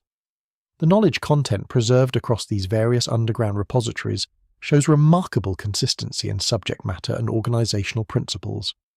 All documented examples include astronomical archives preserving observations and calculations, medical repositories containing surgical and pharmaceutical knowledge, technological artifact collections demonstrating advanced manufacturing, and preservation facilities protecting biological and mineral specimens.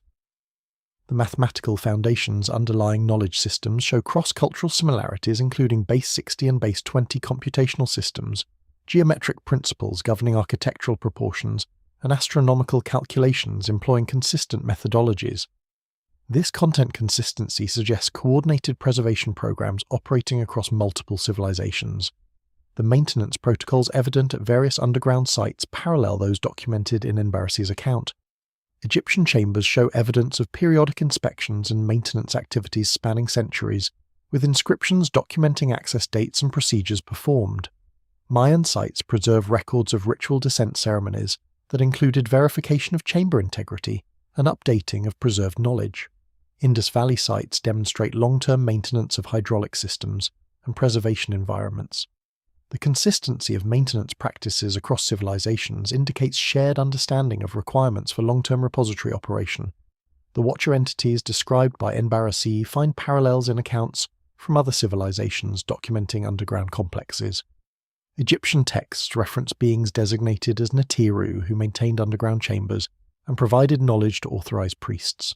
Mayan inscriptions describe entities termed Ahau, who resided in subterranean realms and communicated with surface populations through specific ceremonial contexts.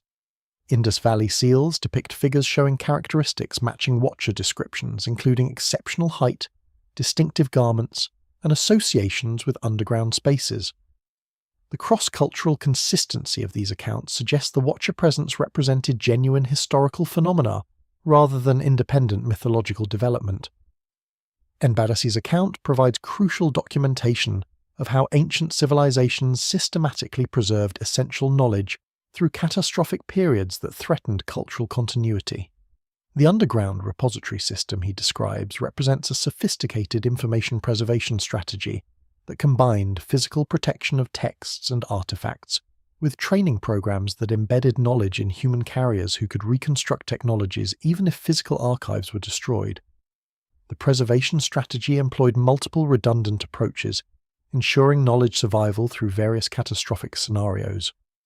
Physical archives protected materials against environmental damage, warfare, and natural disasters through underground placement, sophisticated environmental controls, and protective treatments. The redundancy included multiple archive locations preserving identical or complementary knowledge sets, distributed geography, preventing single events from eliminating all repositories, and diverse media including clay, metal, and stone, ensuring some formats would survive various destruction mechanisms. The encoding systems documented by En-bara-si served preservation functions beyond simple security. Mathematical and astronomical knowledge embedded within religious texts ensured its transmission through priesthood institutions that maintained careful copying traditions. Technical procedures disguised as ritual practices guaranteed their performance across generations even when practitioners lost understanding of underlying principles. Symbolic substitution and steganographic embedding protected sensitive information while enabling its recovery by properly trained individuals during reconstruction periods. These encoding strategies created self-preserving knowledge systems that could survive periods of reduced literacy and technical understanding. The human knowledge carrier programs represented crucial preservation components, complementing physical archives. Hereditary priesthood training ensured continuous transmission of essential knowledge through family lineages that maintained specialized education across generations.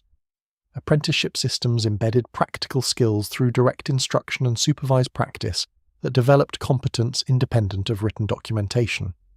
Oral tradition maintenance preserved historical narratives, procedural knowledge, and cultural frameworks through memorization and recitation practices that predated and complemented written records. The human carriers provided knowledge flexibility, enabling adaptation to changing circumstances while maintaining core information integrity. The institutional framework supporting knowledge preservation included temple organizations maintaining archives and training programs, royal administrations providing resources and political protection, and craft guilds preserving technical knowledge through professional instruction. These institutions created organizational continuity that spanned political transitions, military conflicts, and social disruptions that might eliminate individual leaders or temporary governing structures. The institutional persistence enabled knowledge preservation across time spans exceeding human lifespans by orders of magnitude. The verification systems ensuring preserved knowledge remained accurate included error detection mechanisms identifying copying mistakes or deliberate alterations, redundant copies enabling comparison and correction, and practical testing confirming that preserved procedures produced expected results. The verification protocols maintained information fidelity across transmission cycles that might otherwise introduce gradual degradation through accumulated errors. The combination of multiple verification approaches provided robust quality control, exceeding single-method reliability. The reconstruction planning evident in preservation systems addressed how surviving populations would access and utilize preserved knowledge following catastrophic events. The organizational framework specified who held authorization for repository access, under what circumstances access would be warranted, and what procedures would govern knowledge release. The educational materials provided within repositories enabled self-directed learning by survivors, possessing minimal prior training, with sequential organization building from fundamental principles through advanced applications. The practical orientation of preserved knowledge emphasized immediately useful capabilities, including agriculture, medicine, construction, and social organization that would address survival priorities.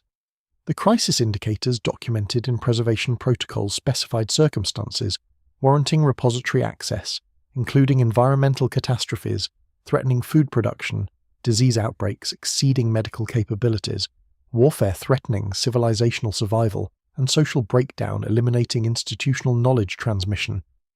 These indicators provided objective criteria for evaluating whether current conditions justified accessing preserved knowledge despite security risks that opening created. The specification of access criteria prevented both premature opening that would expose repositories unnecessarily and delayed opening that might fail to provide assistance when critically needed. The knowledge priorities reflected in repository contents addressed foundational capabilities essential for civilizational recovery. Agricultural knowledge enabling food production received primary emphasis, including crop cultivation, animal husbandry, irrigation engineering, and food preservation. Medical knowledge addressing survival threats included trauma treatment, disease management, surgical procedures, and pharmaceutical preparation. Construction knowledge enabling shelter and infrastructure included structural principles, material preparation, tool manufacturing, and engineering calculations. Social organization knowledge included governance principles, legal frameworks, economic systems, and conflict resolution procedures. These priority areas reflected systematic analysis of requirements for rebuilding functional societies from survival conditions. The entities En-bara-si encountered during his underground descent correspond to descriptions found throughout ancient Mesopotamian literature of divine beings who maintained ongoing oversight of human development. However, his first-hand account strips away mythological embellishment to reveal physical characteristics and technological capabilities that suggest advanced intelligences rather than supernatural deities. The communication protocols and interaction restrictions he documents indicate these beings operated according to specific parameters governing their contact with human civilization. The Watcher entities described across multiple ancient sources share consistent characteristics that distinguish them from conventional divine figures in religious literature. The physical descriptions emphasize measurable attributes including exceptional but not supernatural height, humanoid but subtly different proportions, and technological rather than magical capabilities. The behavioral patterns show consistency, including preference for underground dwelling, limited direct interaction with general populations, and focused communication with selected individuals possessing specific training. These consistent characteristics across independent sources suggest genuine historical entities rather than mythological archetypes. The technological capabilities attributed to Watchers across various accounts include communication methods, bypassing linguistic barriers, preservation techniques maintaining materials indefinitely, manufacturing procedures producing artifacts with properties exceeding contemporary capabilities, and astronomical knowledge encompassing cosmic scales beyond local observations. These capabilities, while advanced relative to contemporary human technology, remain within bounds suggestible by extrapolation of known physical principles rather than requiring supernatural intervention. The technological interpretation provides more parsimonious explanation than supernatural frameworks, while accounting for observed phenomena described in historical accounts. The longevity attributed to Watcher entities across multiple sources ranging from Sumerian through medieval periods suggests lifespans greatly exceeding normal human parameters. En-bara-si's account indicates the same Watcher individuals maintained repository oversight across centuries based on their familiarity with materials and procedures, predating his time by generations. Egyptian texts reference Netru maintaining continuous presence across pharaonic dynasties spanning millennia. Medieval Islamic accounts describe jinn entities whose individual existence extended across multiple human generations. This longevity enabled Watchers to serve as institutional memory-preserving knowledge across timescales that challenged human cultural transmission. The restrictions governing Watcher-human interaction, evident in En-bara-si's account, appear in parallel form across multiple civilizations. The protocols specified limited contact duration to prevent adverse physiological effects, restricted communication content based on recipient preparation levels, and scheduled interaction times coordinated with astronomical configurations. These restrictions suggest operational parameters designed to manage inherent incompatibilities between Watcher and human physiologies or consciousness structures. The consistent appearance of interaction restrictions across independent sources indicates genuine functional requirements rather than arbitrary cultural conventions. The Watcher roles in knowledge preservation extended beyond passive guardianship to include active maintenance of repository systems, selective information released to qualified recipients, and guidance regarding preservation protocols. En-bara-si documents receiving detailed maintenance instructions from watchers, accessing historical records through their assistants, and obtaining decryption keys enabling encoded knowledge interpretation. Similar active guidance appears in Egyptian accounts of Neteru teaching sacred sciences to priests, Mayan descriptions of Ahau providing calendrical knowledge to astronomer priests, and Vedic references to rishis transmitting technical knowledge to human students. The active participation suggested collaborative relationships between watchers and human civilizations rather than simple monitoring. The watcher origins remain deliberately obscured in most ancient accounts, with references to descent from sky or emergence from cosmic realms, providing location descriptions without explaining ultimate origins. The astronomical associations appearing consistently across accounts, including stellar navigation knowledge, celestial coordination of activities, and cosmic scale perspectives suggest extraterrestrial origins, though ancient sources employ mythological language rather than modern astronomical terminology. The underground dwelling preference possibly reflected environmental requirements, security concerns, or operational protocols rather than purely symbolic choices. The multiplicity of watcher types described across various sources suggests organizational hierarchy or functional specialization within their society. The Sumerian sources distinguish between Anunnaki exercising administrative authority, igi-du performing labor functions, and apkallu providing knowledge instruction. The Egyptian texts differentiate between higher Neteru governing cosmic principles and lesser entities managing specific domains. The Vedic literature describes multiple deva categories with distinct responsibilities and capabilities. This organizational complexity indicates sophisticated social structures rather than monolithic supernatural categories. Recent technological advances have enabled more comprehensive investigation of the underground structures at Nippur and similar sites worldwide. Ground-penetrating radar, electromagnetic survey equipment, and remote sensing technologies reveal the full extent of these ancient repositories, while raising urgent questions about their purpose and the knowledge they contain. The correlation between En-bara-si's detailed descriptions and physical evidence, discovered through modern archaeology, validates the historical accuracy of his account, while suggesting that significant portions of these underground complexes remain unexplored. The application of ground-penetrating radar technology at Nippur during surveys conducted between 2015 and 2020 revealed subsurface anomalies extending to depths approaching 40 meters beneath the temple platform. The radar signatures indicated multiple chamber complexes with regular geometric configurations, inconsistent with natural geological features. The chamber distribution suggested systematic organization with major facilities positioned along radial axes extending from central points, supporting interpretations of planned construction rather than opportunistic cave utilization. The radar data resolution achieved through modern synthetic aperture techniques enabled identification of structural details including wall thicknesses, passage dimensions, and chamber subdivisions without excavation. The electromagnetic survey techniques employed at multiple ancient sites including Nippur, Giza, and several Mayan locations detected anomalous conductivity patterns indicating presence of metallic materials, modified rock formations, and void spaces filled with atmospheres differing from surrounding soil. The electromagnetic responses suggested that underground chambers maintained environmental conditions distinct from surrounding geology, supporting accounts of active preservation systems. Some electromagnetic anomalies indicated possible metallic artifact concentrations within sealed chambers, raising possibilities that technological repositories remained intact below accessible excavation levels.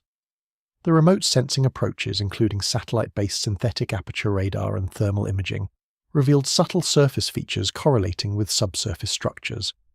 The thermal imaging detected temperature variations suggesting heat transfer from underground chambers, maintaining different thermal conditions than surrounding soil. The pattern of thermal anomalies matched distributions predicted from chamber layouts, documented through ground-penetrating radar, providing independent confirmation of subsurface structure extent.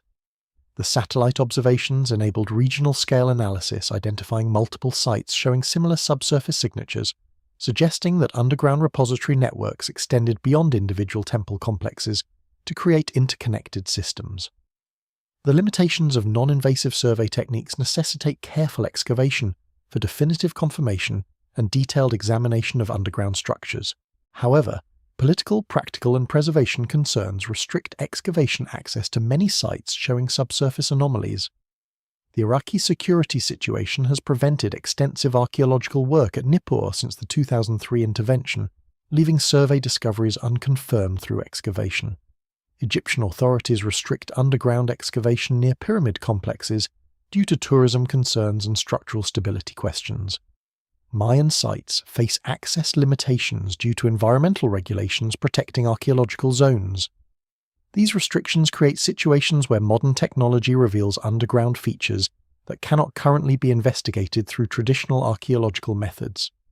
The implications of confirmed underground repository existence extend beyond academic archaeology to fundamental questions about human civilizational development patterns. The evidence for sophisticated knowledge preservation systems spanning multiple ancient civilizations suggests coordinated efforts addressing perceived catastrophic risks.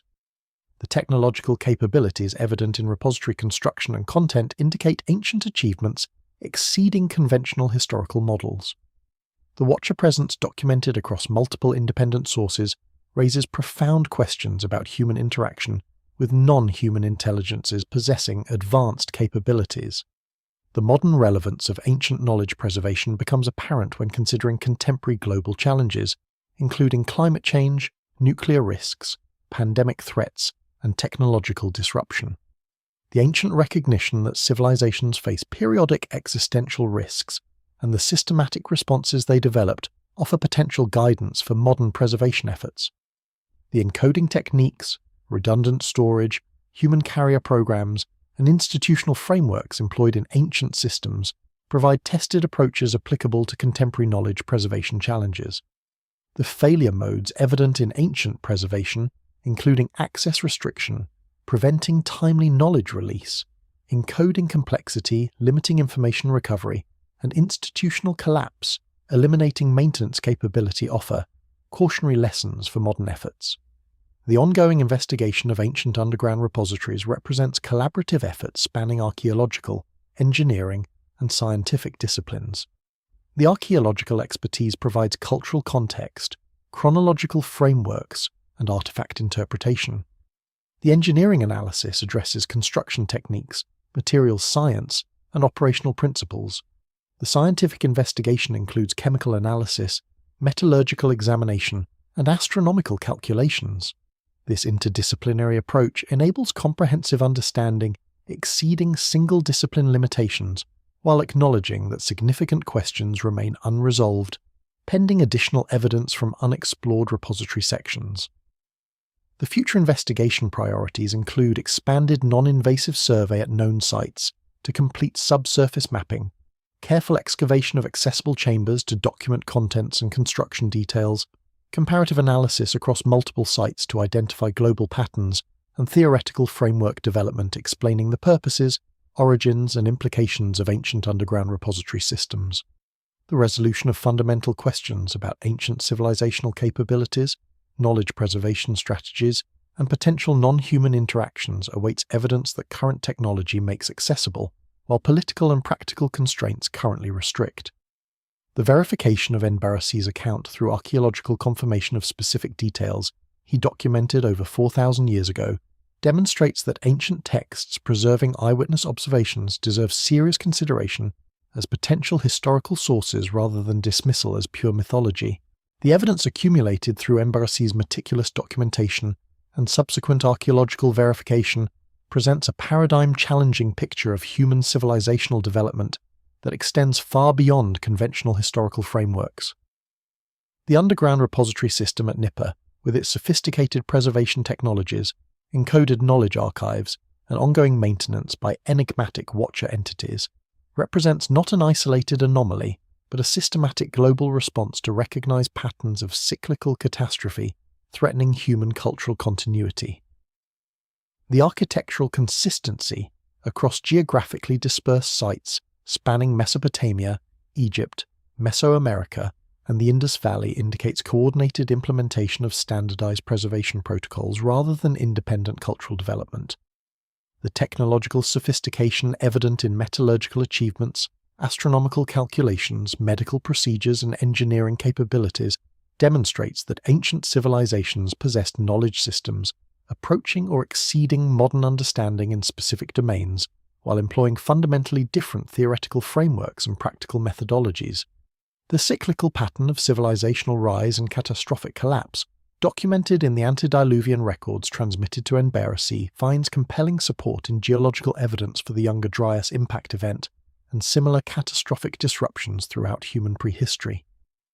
The recognition by ancient cultures that such cycles would recur drove the establishment of elaborate knowledge preservation systems designed to enable rapid reconstruction following catastrophes that eliminated surface infrastructure and reduced populations to survival conditions.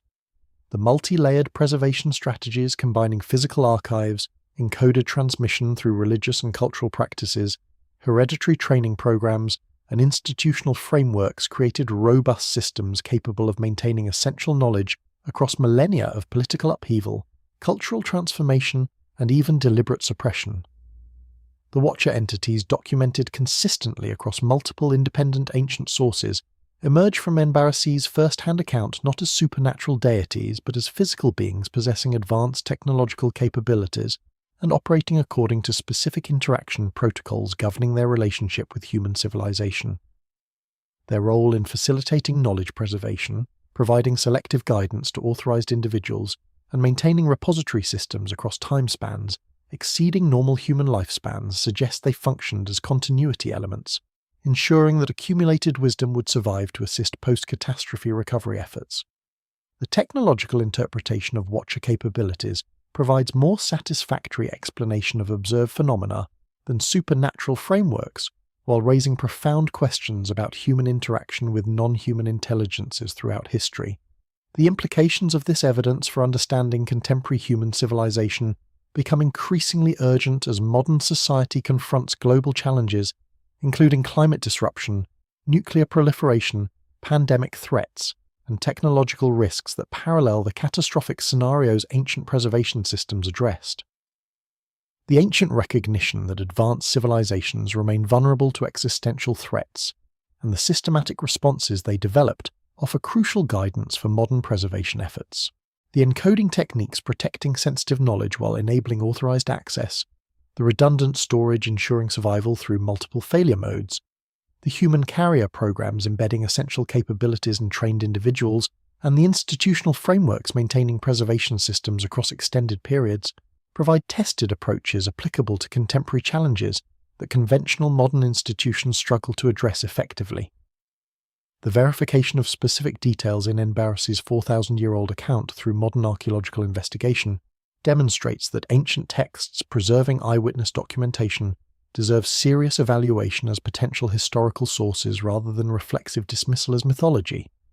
The correlation between the scribe's descriptions and physical evidence discovered through advanced survey technologies validates the historical accuracy of his observations while confirming that significant portions of ancient underground complexes remain unexplored, potentially containing knowledge and technologies that could transform modern understanding of human capabilities and historical development. As contemporary civilization approaches technological capabilities that could either elevate humanity to unprecedented achievements or precipitate catastrophic collapse, paralleling ancient cycles, the lessons preserved in repositories like Nippur become not merely academic curiosities, but potentially essential guidance for navigating existential challenges that threaten our continued advancement and perhaps our survival as a technological species.